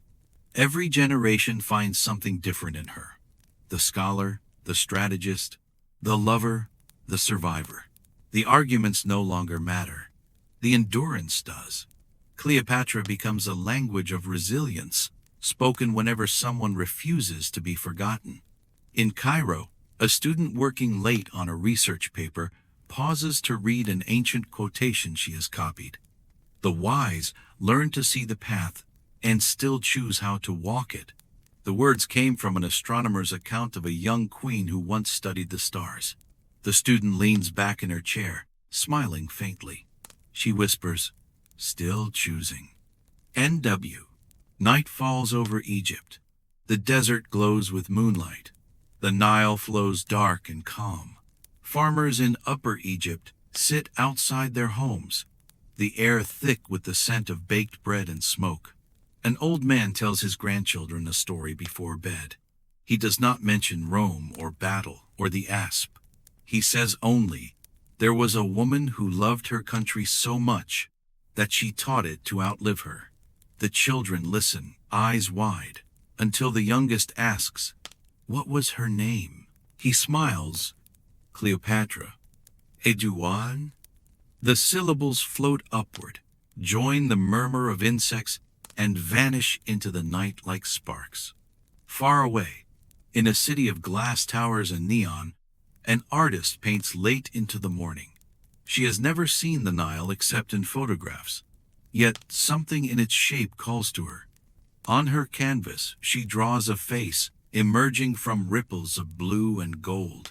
She titles the work, The Whisper of the River. When the painting is finished, she sits before it, exhausted and calm, certain she has borrowed someone else's memory. In every corner of the modern world, pieces of Cleopatra survive.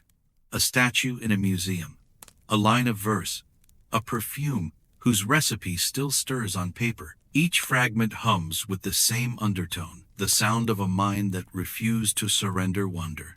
That is her true immortality. Not the crown, not the war, but the insistence that curiosity itself is sacred.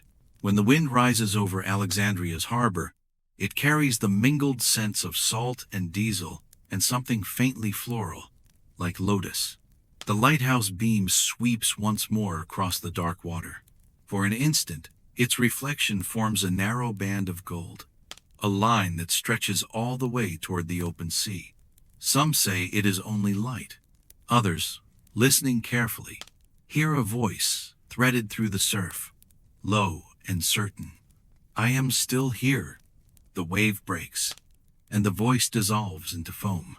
But the feeling remains, the sense that the past is never past, that the queen who once watched the stars still watches the river, that the story still wants to be told. When dawn returns, fishermen untie their boats. The river glows silver, the air smells of wet rope and coffee. One of them hums an old tune as he pushes away from the dock.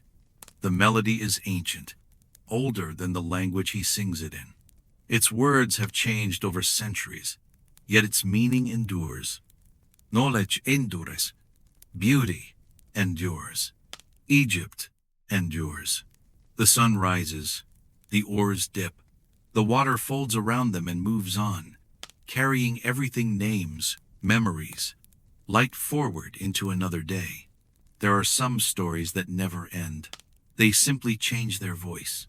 Cleopatra's is one of them. When the river finally swallowed the last stones of her palace, the world did not go silent. The story merely crossed borders, trading papyrus for parchment, ink for paint, and temples for theaters. In the centuries after her death, Egypt became a chapter in Rome's vast book. Yet within that empire, the memory of its last queen lingered like perfume. Roman women copied the tilt of her hair, the curve of her eyeliner. Philosophers invoked her name as an example of intellect corrupted by passion, while poets invoked it as passion elevated by intellect. Even in the markets of Rome, perfume sellers whispered, "The queen's scent," and every buyer believed it. One of those poets, Lucan, wrote, "Her courage burned brighter than the ships she set aflame." He meant it as criticism, yet the line traveled farther than his intent, surviving in recitations and echoes. Listeners forgot the judgment and remembered only the fire. As the centuries turned, the old empire fractured, and new worlds rose upon its dust.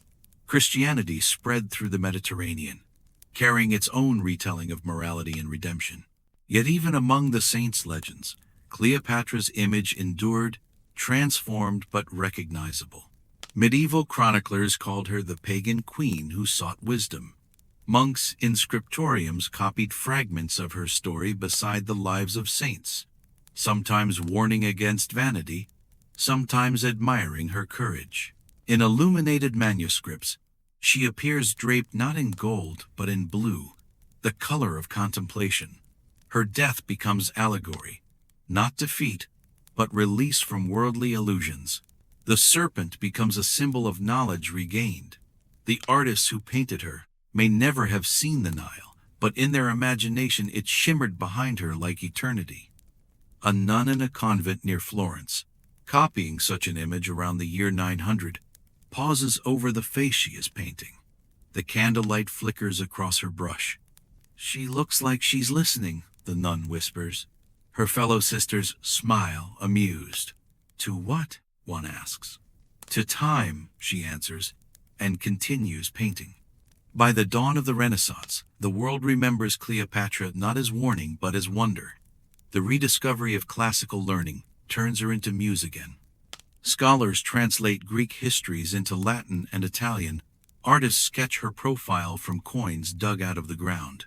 In Florence, Leonardo writes in his notebook, "The human face is the map of the soul." Among his sketches is one labeled simply, "Egyptian Queen." A thoughtful gaze, a faint smile, eyes that seem to ask and answer at once. Painters in Venice and poets in England make her their subject. She becomes the embodiment of the union they all seek: art and intellect, reason and beauty, courage and doubt. When Shakespeare finally sets quill to paper, he gives her words that will last longer than marble. Age cannot wither her, nor custom stale her infinite variety. The line captures something no historian ever could: the sense that she is both real and mythic, mortal and endless. The audiences of Elizabethan London, sitting in the flicker of torchlight, see in her their own queen's reflection, and in Antony, their own temptations. The stage becomes a mirror, and through it Cleopatra returns to life, not as relic, but as presence. Centuries roll on.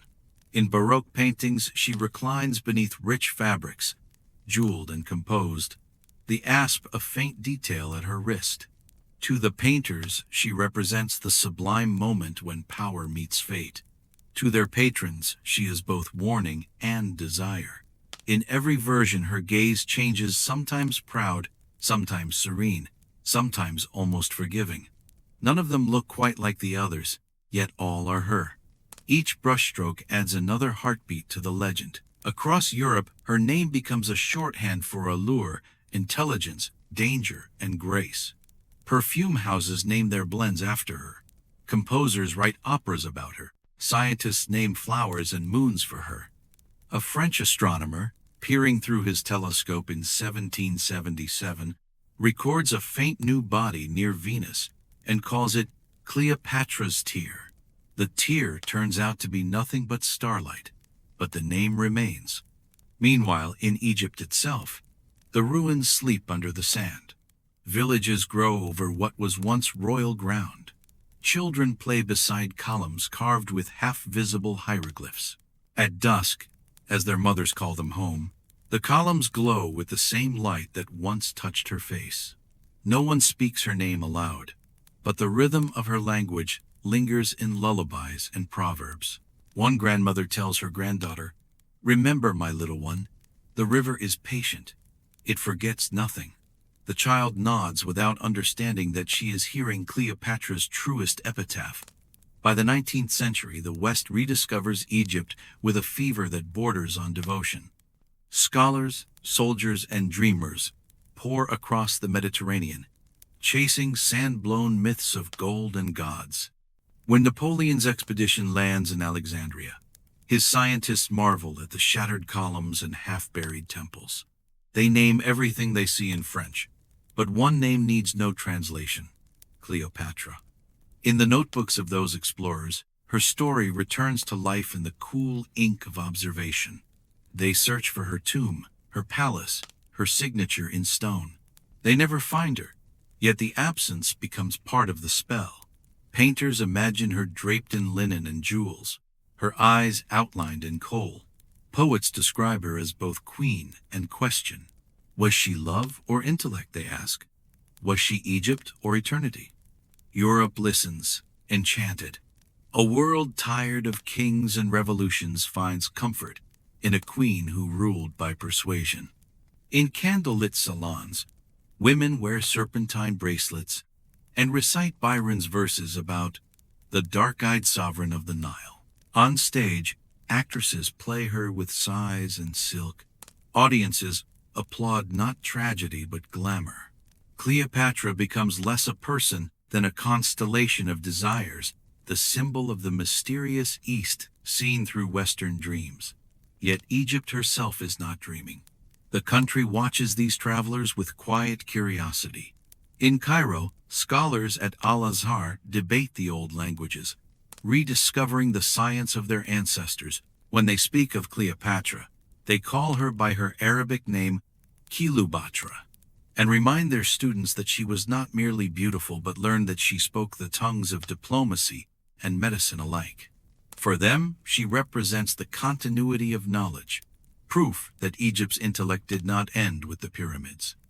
One evening, a teacher holds up a coin newly unearthed by a French archaeologist. The metal glints under lamplight.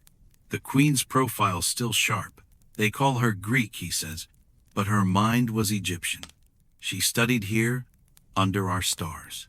The students lean closer, eyes bright. It is the first time some of them have seen their history shine. By the time film cameras arrive in the early 20th century, the legend has reached every corner of the world. Silent films cast her as temptress or prophetess, tragic heroine or cunning spy. Each portrayal adds a new shade to her endless palette. In 1934, a young actress named Claudette Colbert lies on a silver barge while studio lights shimmer like water above her. The scene recreates the moment Cleopatra sailed to meet Caesar, but this time the Nile is a Hollywood set and the musicians are cellos. The movie ends, the credits roll, and audiences in New York, Paris, and Cairo weep for a queen who died 2,000 years ago, yet somehow still breathes in celluloid. The newspapers call it the return of Cleopatra. They are more right than they know. In Egypt, independence stirs. A new generation looks backward not to worship but to remember. Writers, poets, and filmmakers reclaim the queen from foreign myth, telling her story in their own language. In classrooms, teachers describe her as the first modern stateswoman, a ruler who balanced culture and diplomacy. She did not lose Egypt, one historian writes. She kept it alive inside the world's imagination. Judah. On the banks of the Nile, women discuss her courage while fetching water, comparing her defiance to their own quiet endurance. She was one of us, an old woman says, straightening her back against the Sunday. She spoke, and the world listened. The words ripple outward through generations like the current itself. In 1963, another version of Cleopatra glitters across cinema screens. Elizabeth Taylor, crowned in gold and turquoise, walks through sets built to resemble the lost city. Her eyes catch the camera like twin torches. Her voice fills the darkened theaters. To some, she is Hollywood spectacle. To others, she is the echo of the ancient queen reclaiming her story in a new century. The film costs more than most nations could afford, yet the audience sits spellbound, chasing once again the mystery of a woman who refuses to vanish. After the premiere, an Egyptian journalist writes, "They think they have recreated her, but she was never gone. She lives every time a woman decides her own destiny." The line appears in a newspaper, then on posters, then on the lips of university students marching for equality. The queen who once ruled with words now speaks through ink and courage. In the decades that follow, artists continue to reinvent her. Painters depict her with Afrocentric features. Sculptors carve her in minimalist stone. Musicians weave her name into songs about power and grace. She becomes the eternal metaphor for resilience, for intellect, for the blending of cultures. Some scholars call her the first symbol of global identity, a figure who belonged to many worlds and yet remained her own. In museum exhibits from London to Los Angeles, her image greets visitors through glass. The curve of a cheek, the tilt of a crown, the gaze of someone still thinking. Tourists lean closer, whispering without knowing why. The guides tell them dates and facts, But what lingers is the feeling that she is not looking at the past, but at them asking, "And what will you do with your world?" By the end of the 20th century, Cleopatra's name has become a language of its own. It appears in perfume bottles, novels, songs, and satellite missions. Each time someone says it whispered, sung, printed, it carries centuries of longing, intellect, and defiance. Few other names have traveled so far, or meant so many things to so many hearts. In 1998, archaeologists diving near the harbor of Alexandria discover fragments of her lost world. Beneath the waves they find pillars, sphinxes, and coins bearing her likeness. Cameras capture the artifacts as they are lifted from the seabed, glistening like new stars. Watching on television, people around the world hold their breath. For a few moments, the barrier between myth and history seems to dissolve. The voice that had lived in imagination alone suddenly feels tangible again. One of the divers, a young woman from Cairo, surfaces with a small piece of marble in her hand. "She is still here," she whispers. Not to the cameras, but to the sea. The water laps against her arm as if in reply. When the footage airs that evening, millions feel the same quiet thrill. History, breathing. In the early years of the new millennium, technology turns Cleopatra into something even more fluid. Digital artists project her face onto museum walls. Scholars reconstruct her palace in virtual space. Musicians sample lines from ancient Greek texts and mix them into electronic beats.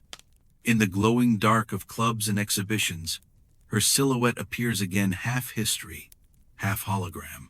Young people who had never read her story find themselves surrounded by it, dancing in its light.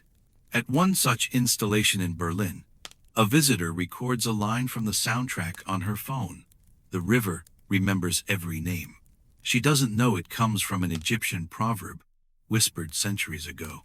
She posts it online, and within days it becomes a digital mantra used by thousands of people who have never seen the Nile. The story flows again, this time through circuits and screens. In classrooms, professors teach Cleopatra not as myth but as mirror. She becomes a way to talk about the blending of cultures, the meeting of science and art, the tension between perception and truth. A student raises her hand and says, "Maybe Cleopatra isn't a person anymore. Maybe she's an idea. The idea that knowledge and emotion can live in the same heart." The professor nods. That may be the closest definition of civilization. Endar.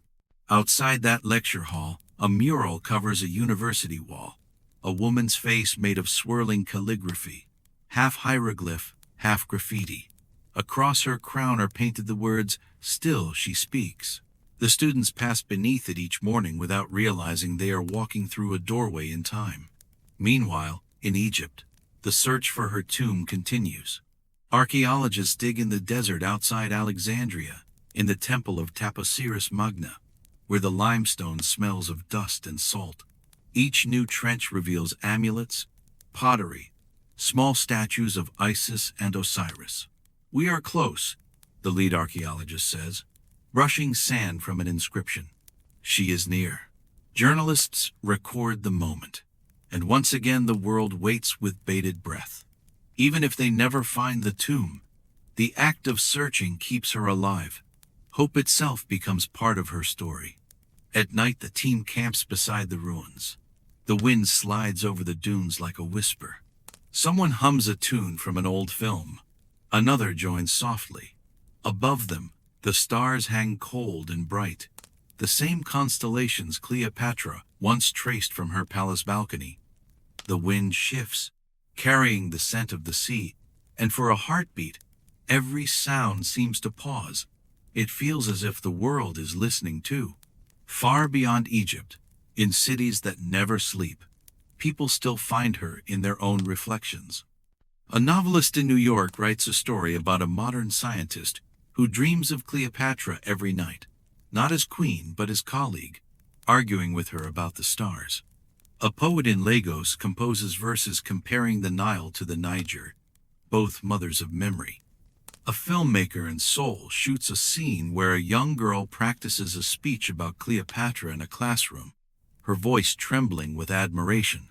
The queen has become an inheritance shared by everyone who has ever dared to imagine beyond their borders. Her empire now spans not land, but inspiration. As the century advances, climate and time erode the ruins, but the story grows lighter, freer. It travels through voices rather than stones, through art rather than monuments. Egypt itself carries this paradox gracefully, a land both ancient and forever young. On the steps of the modern library in Alexandria, the walls are carved with letters from every language on earth. Among them, scholars have engraved one word from the past Cleopatra, not to claim ownership, but to acknowledge continuity. At sunset, when the glass fade turns gold, her name glows faintly across the surface. Students sit on the steps reading, chatting, taking pictures. They do not see her face, but if you listen closely, you can hear her presence in the rhythm of pages turning. The whisper of knowledge passing from hand to hand that is her truest legacy. Night folds over the Mediterranean with its usual calm, and the harbor lights of Alexandria shimmer like a necklace laid on dark silk. From the new library's terrace, the sea looks infinite again, its surface restless, with the same pulse that once carried Cleopatra's ships. The world has changed beyond measure cars, satellites, electric hums, but in the hush between sounds, the city still breathes with the same rhythm as the old river. A tour guide finishes his last group of the day and lingers by the rail. He stares out toward the invisible ruins of the old palace under the water. "You know," he tells a colleague, "my grandmother said the queen still walks down there when the moon is full." They laugh quietly, but neither of them moves for a long time. Some stories are truer than the facts that replace them. Inside the library, students stay late, their screens glowing like lanterns. One of them is writing a paper on how ancient women rulers are portrayed in modern media. She pauses to stretch and glance out the window. The reflection on the glass merges her own face with the night beyond, and for a moment she imagines Cleopatra sitting beside her, amused and curious. She whispers, "What would you think of all this?" The imagined queen smiles in silence, and the student returns to typing with renewed focus. When she finishes her essay, she ends with a line she doesn't quite remember inventing. Cleopatra's true kingdom is thought itself the space between knowing and dreaming. The words sound too perfect to have come from her, but she leaves them there, a quiet gift to history. Far away, in a museum in London, a curator closes up for the night. She moves through the darkened halls with the careful grace of someone walking through memory. In one glass case rests a small bronze bust of Cleopatra, nose missing, crown chipped, eyes unbroken. The curator stops, touching the case lightly with her fingertips. "You're older than every map we have," she murmurs. "And still they argue about who you were." The silence seems to answer with the soft hum of the air vents. She smiles, switches off the light, and leaves the hall bathed in shadow. The queen remains, gazing forever forward. Across the ocean, on a brightly lit stage in New York, a new play opens. The River's Memory. It tells Cleopatra's story through dance and voice, blending ancient languages with jazz. The audience sits mesmerized as the lead performer moves through light that ripples like water. Her last line fills the theater. "I am not gone. I am every question you still ask." The crowd rises in applause, but for a heartbeat afterward, no one speaks. It is the silence of recognition, the realization that they have not just watched history but touched it. In Egypt, the archaeologists at Taposiris Magna continue their careful digging.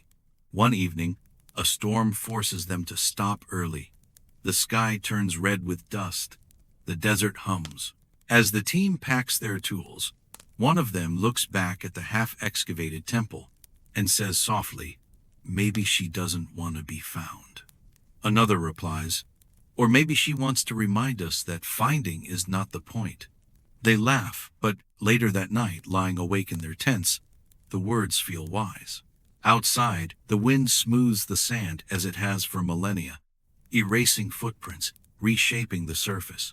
Underneath, the stones wait in patient silence, their carvings faint but indelible. The desert remembers even when it appears to forget. When dawn returns, fishermen on the Nile prepare their nets. The air smells of river mud and fresh bread. One of them hums an old melody without knowing its age. His daughter, helping beside him, asks, "Who made that song?" He smiles. "No one knows. Maybe the river did." She laughs, echoing the sound across the water. The sun climbs higher, touching the ripples with gold, and for a moment the light forms the faint outline of a woman's crown before dispersing into glitter. In this way, Cleopatra's story continues, not as history locked in books, but as motion, as breath. She exists in the turning of pages, the hush of museums, the rhythm of waves against the shore. She lives whenever someone reaches for knowledge, whenever art and reason share the same heartbeat. Every retelling adds another layer to her immortality. Every listener becomes a witness. And so, across all centuries and continents, the whisper endures. Knowledge endures. Beauty endures. Egypt endures. The stars rise above the desert, ancient and unhurried. Somewhere between them and the river, the Queen of Egypt dreams again, no longer seeking a throne, only the endless wonder of being remembered. The wind over the Nile has not changed. It still carries the scent of silt and lilies, still hums through the reeds with that low, patient music that outlasts all empires. On certain mornings, when the light touches the water just right, it's easy to imagine that Cleopatra herself might still be somewhere in the reflection, watching, listening, smiling at how the world she left has learned to dream. 2,000 years have turned her name into a compass of meaning. Every age that followed her tried to claim her, to define her, to translate her into its own language. Yet, she never fully belonged to any of them. She remained what she always was, sovereign of her own story. Today, her name flickers across screens and headlines, whispered in museums, reimagined in classrooms, typed by hands she could never have imagined. And still, she keeps her poise unchanged, unhurried. Cleopatra has crossed not only centuries, but mediums, from papyrus to marble, from stage to film, from pixels to memory. Few rulers have ruled so long after death, and fewer still have ruled through wonder rather than fear.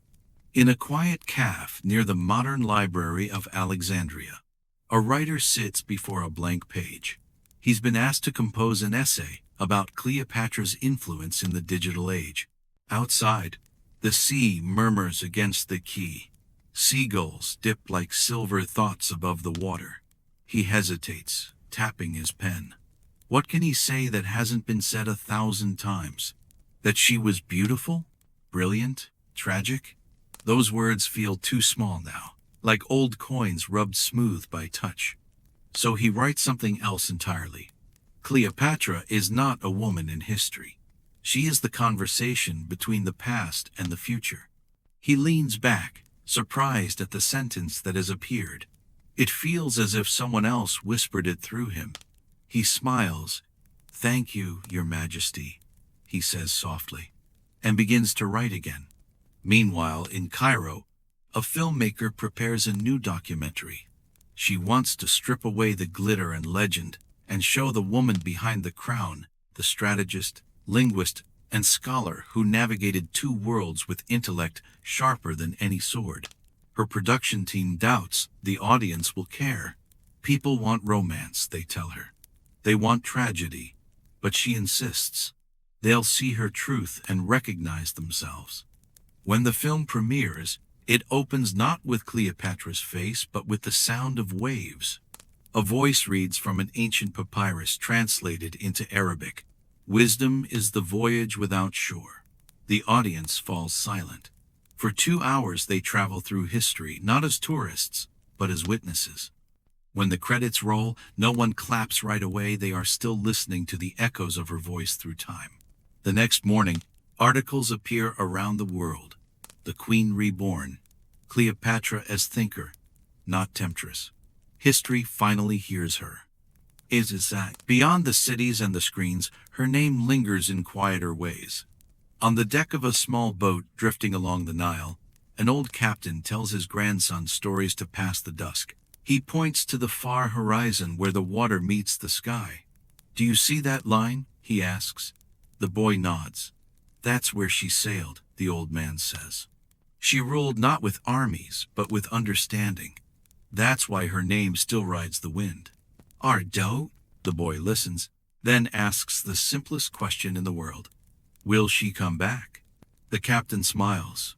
She never left. Half a world away, in a bustling classroom in Los Angeles, a history teacher projects Cleopatra's portrait on the board. "We study her not because she was perfect," she tells her students, "but because she was real, and she dared to be complex." The teenagers take notes, some distracted, some curious. One girl raises her hand. "So, was she a hero or a villain?" The teacher smiles.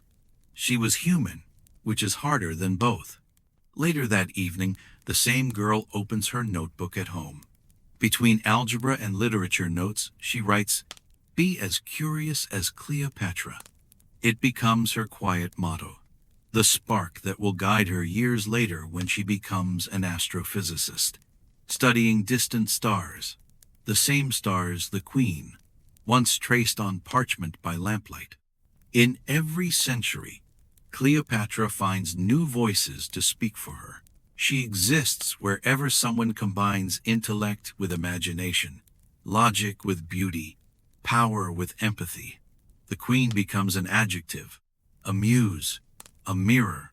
She is cited in leadership seminars and quoted in poetry slams, tattooed on wrists, painted on murals, invoked in songs about resilience. And though every version differs, they all reach toward the same truth, that knowledge is a form of grace, and grace a form of strength. At midnight, back in Alexandria, the tide rises quietly against the old seawall. The moon drifts high, pale and patient.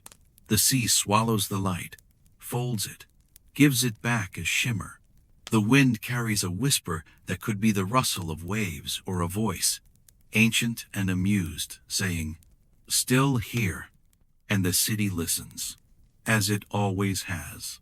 Morning breaks over the Nile in slow gold. The city of Alexandria wakes to the pulse of cars and gulls and the hum of 1,000 conversations. Vendors shout prices in Arabic.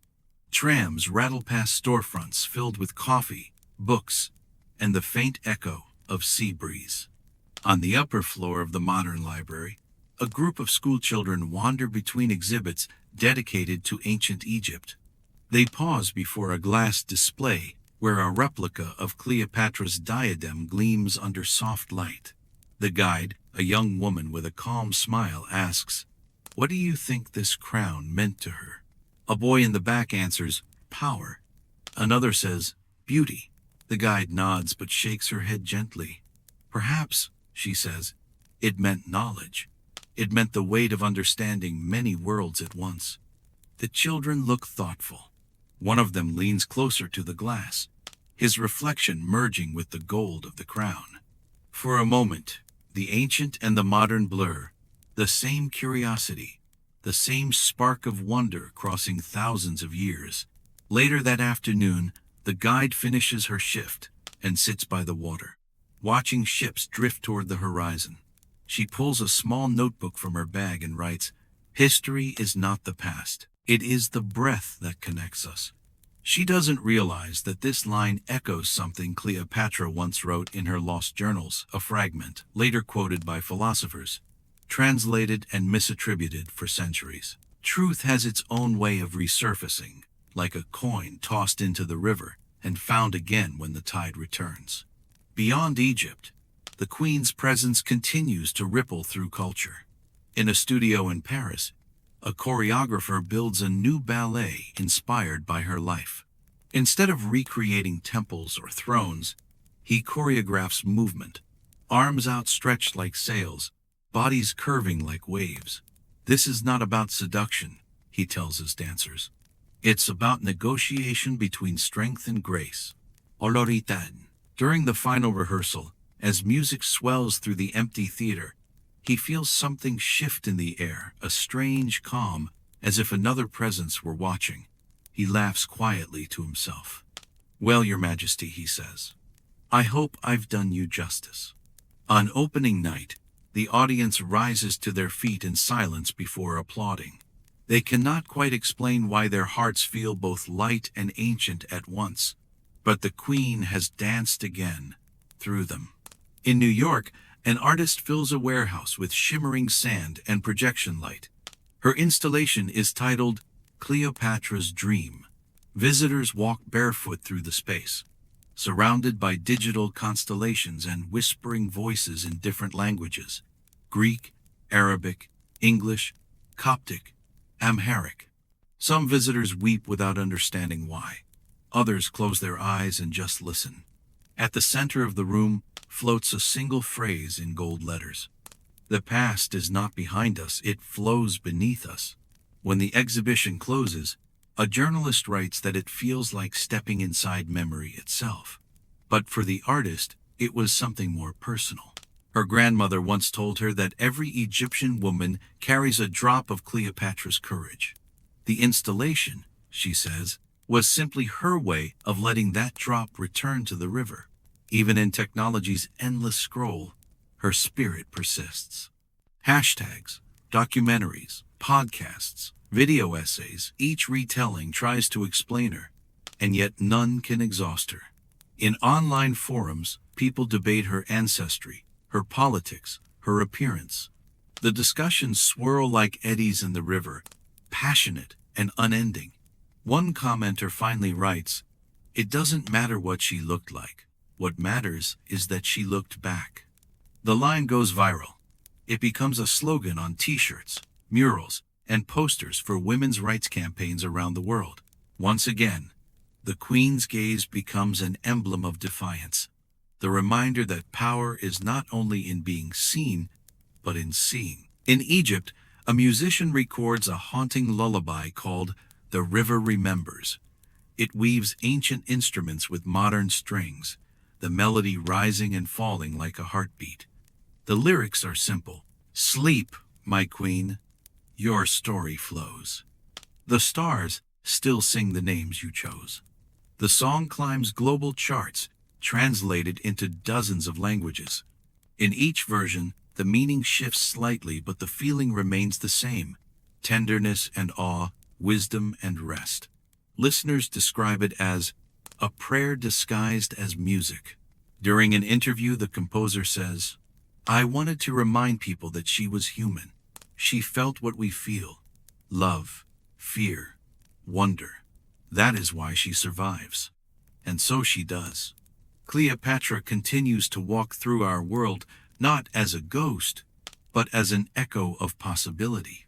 Every artist who refuses to be simplified, every leader who dares to learn, every dreamer who builds a bridge between cultures, all of them carry her forward. The Queen has become less a figure in history than a rhythm of existence. She teaches not through rule, but through resonance.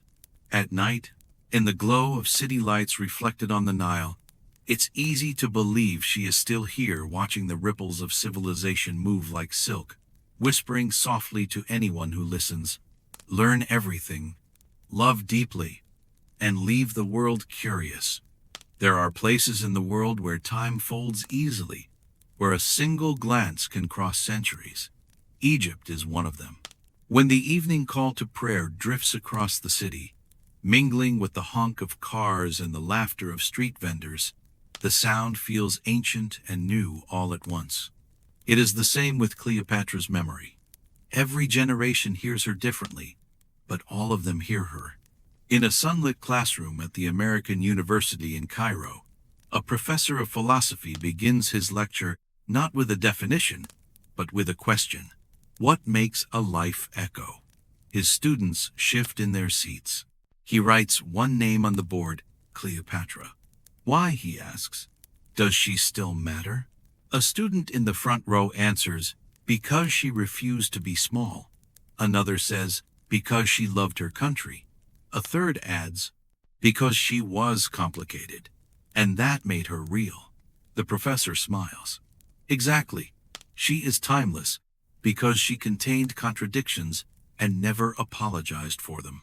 He closes his notebook and says, every civilization has its Cleopatra. She is the reminder that brilliance and compassion can share the same heart. Across the continent in Nairobi, a filmmaker works on a project called Daughters of the Sunday. It tells the stories of African women who shaped their nations, scientists, warriors, artists, queens. Cleopatra is the opening chapter. The film begins with her voice, imagined and calm. I am not your fantasy. I am your mirror. When the film screens at festivals, audiences are captivated. They see not the exotic figure from old Western myths, but a powerful African woman who bridged worlds. For young viewers across the continent, it feels like a reclamation, a story returned to its roots. The director says, we've spent centuries watching others tell her story. Now she's telling it through us. Meanwhile, scientists and historians continue their patient search. Satellites scan the delta, sonar maps the seabed, algorithms model ancient coastlines. They're not only looking for Cleopatra's tomb, they're looking for understanding. Each discovery, no matter how small, sparks global fascination. A ring inscribed with her name, a fresco of her hand holding a stylus, an inscription hinting at her final days. Every piece brings her closer. Yet still, she remains just out of reach, as if eternity itself guards her privacy. A journalist asks one of the archaeologists why they persist. The man smiles and says, because finding her isn't about ending the story. It's about reminding ourselves that it's still being written. In another corner of the modern world, far from the Nile, a young woman in Tokyo studies ancient Greek texts online. She's fascinated by Cleopatra's letters, by their sharp logic and lyrical tone. Late at night, she translates a passage by hand. Wisdom is not in knowing more, but in asking again. She copies it onto her wall above her desk. The phrase becomes her guide through graduate school, her mantra during sleepless nights. When she earns her doctorate years later, she signs her thesis dedication simply, for Cleopatra, who reminded me to ask again. Art keeps finding her too. In Brazil, a street mural stretches 3 stories high, Cleopatra's face painted in brilliant gold and turquoise. She gazes across the cityscape, headphones around her neck, hieroglyphs woven into the graffiti beside her. Underneath, the artist has written in Portuguese, O passado ritmo. The past is rhythm. People stop to take photos, children mimic her pose, and without realizing it, a new generation inherits the queen's confidence through color and sound. At night, as cities quiet and screens dim, her presence feels strongest. Someone scrolling through history articles pauses at her portrait, wondering who she really was. Someone else opens a novel where she speaks in the first person, narrating her thoughts as stars fade over Alexandria. Someone listening to an audiobook hears the soft cadence of her imagined voice, and for a moment it feels personal, as if she's whispering directly to them. What binds all these moments is not nostalgia, but connection. Cleopatra has become a bridge, the shimmering thread between curiosity and courage. Her life teaches that intellect can be tender, that power can be kind, that legacy can be gentle and fierce at once. And perhaps that is why, even now, her name still feels alive. The world has invented countless ways to record memory: paper, film, code, but the oldest remains the most enduring story. Cleopatra understood that. She wrote her own, and then she became it. Time, for all its might, has only served as her editor, not her eraser. When the wind moves over the Nile tonight, it carries the sound of 1,000 languages blended into one long breath. Somewhere in that breath is her laughter, soft, knowing, unending. Night deepens again over Egypt. The desert glows faintly under the moon, and the Nile drifts in slow motion, silver as a dream. The air is cool, full of unseen stories. You can almost hear them, voices that speak not in words but in memory. Somewhere in that chorus, the queen still moves. Not in body, but in idea. Not on a throne, but in the minds she continues to awaken.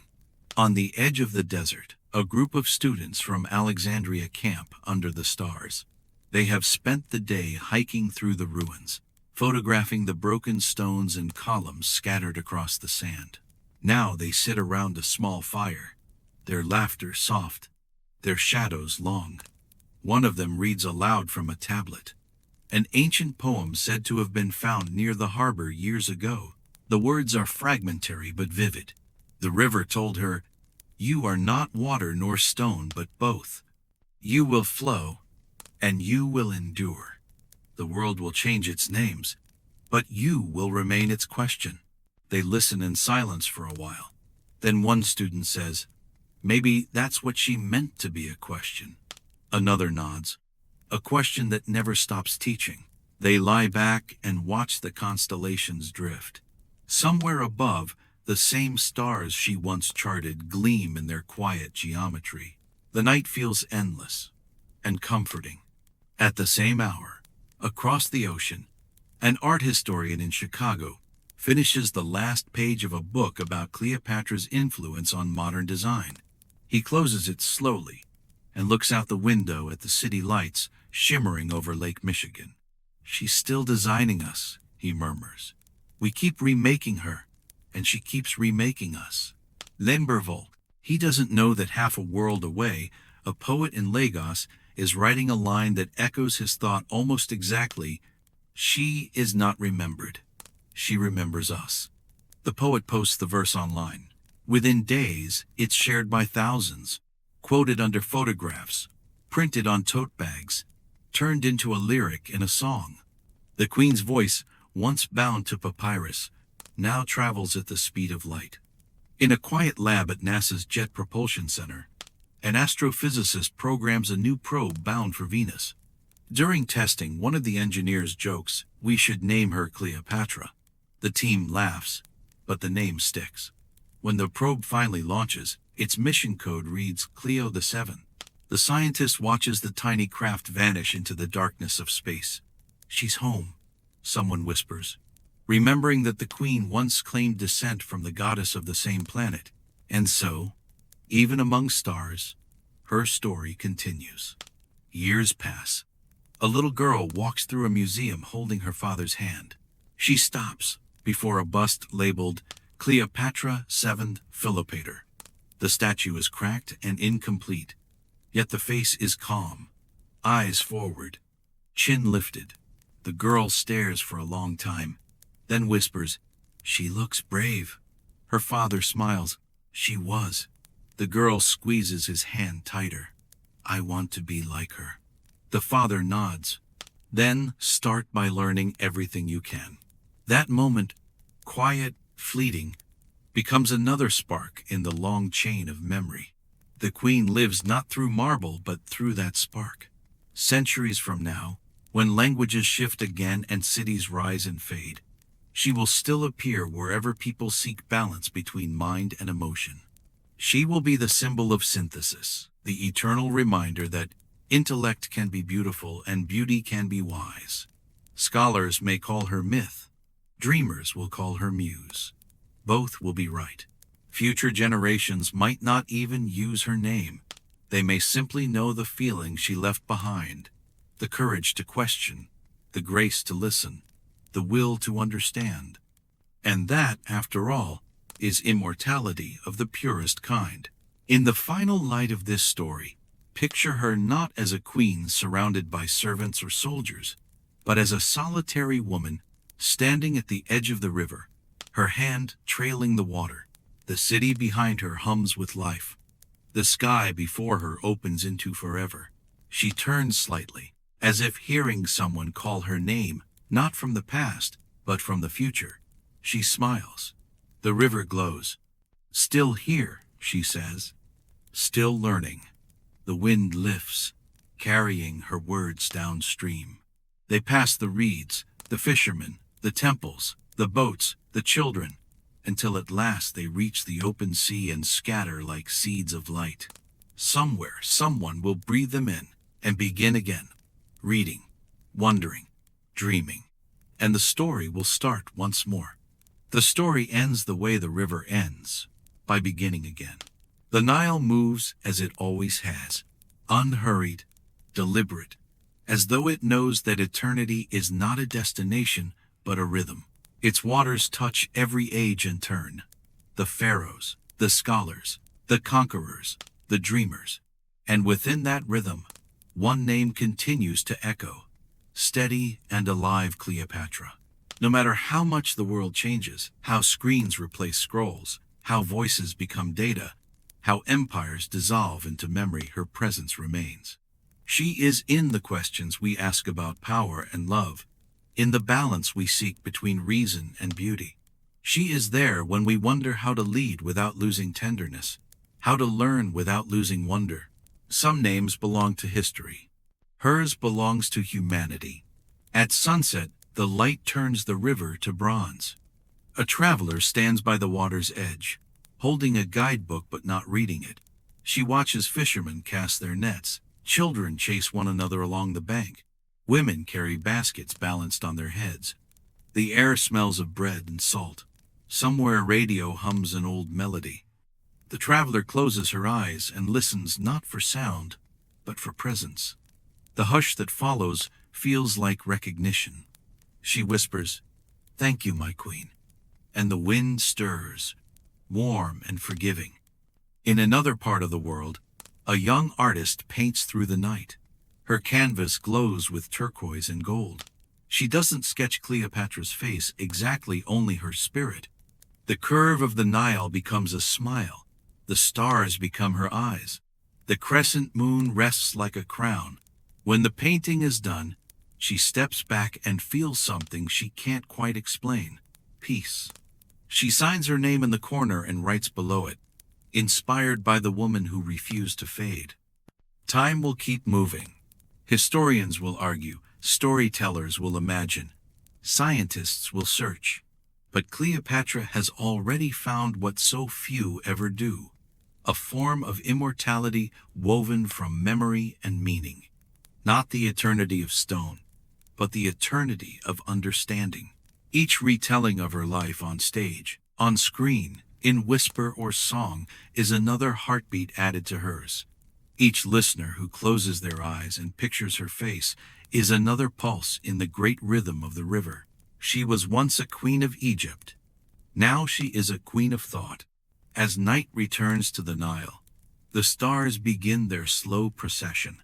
The same constellations she once charted glide across the sky, serene and infinite.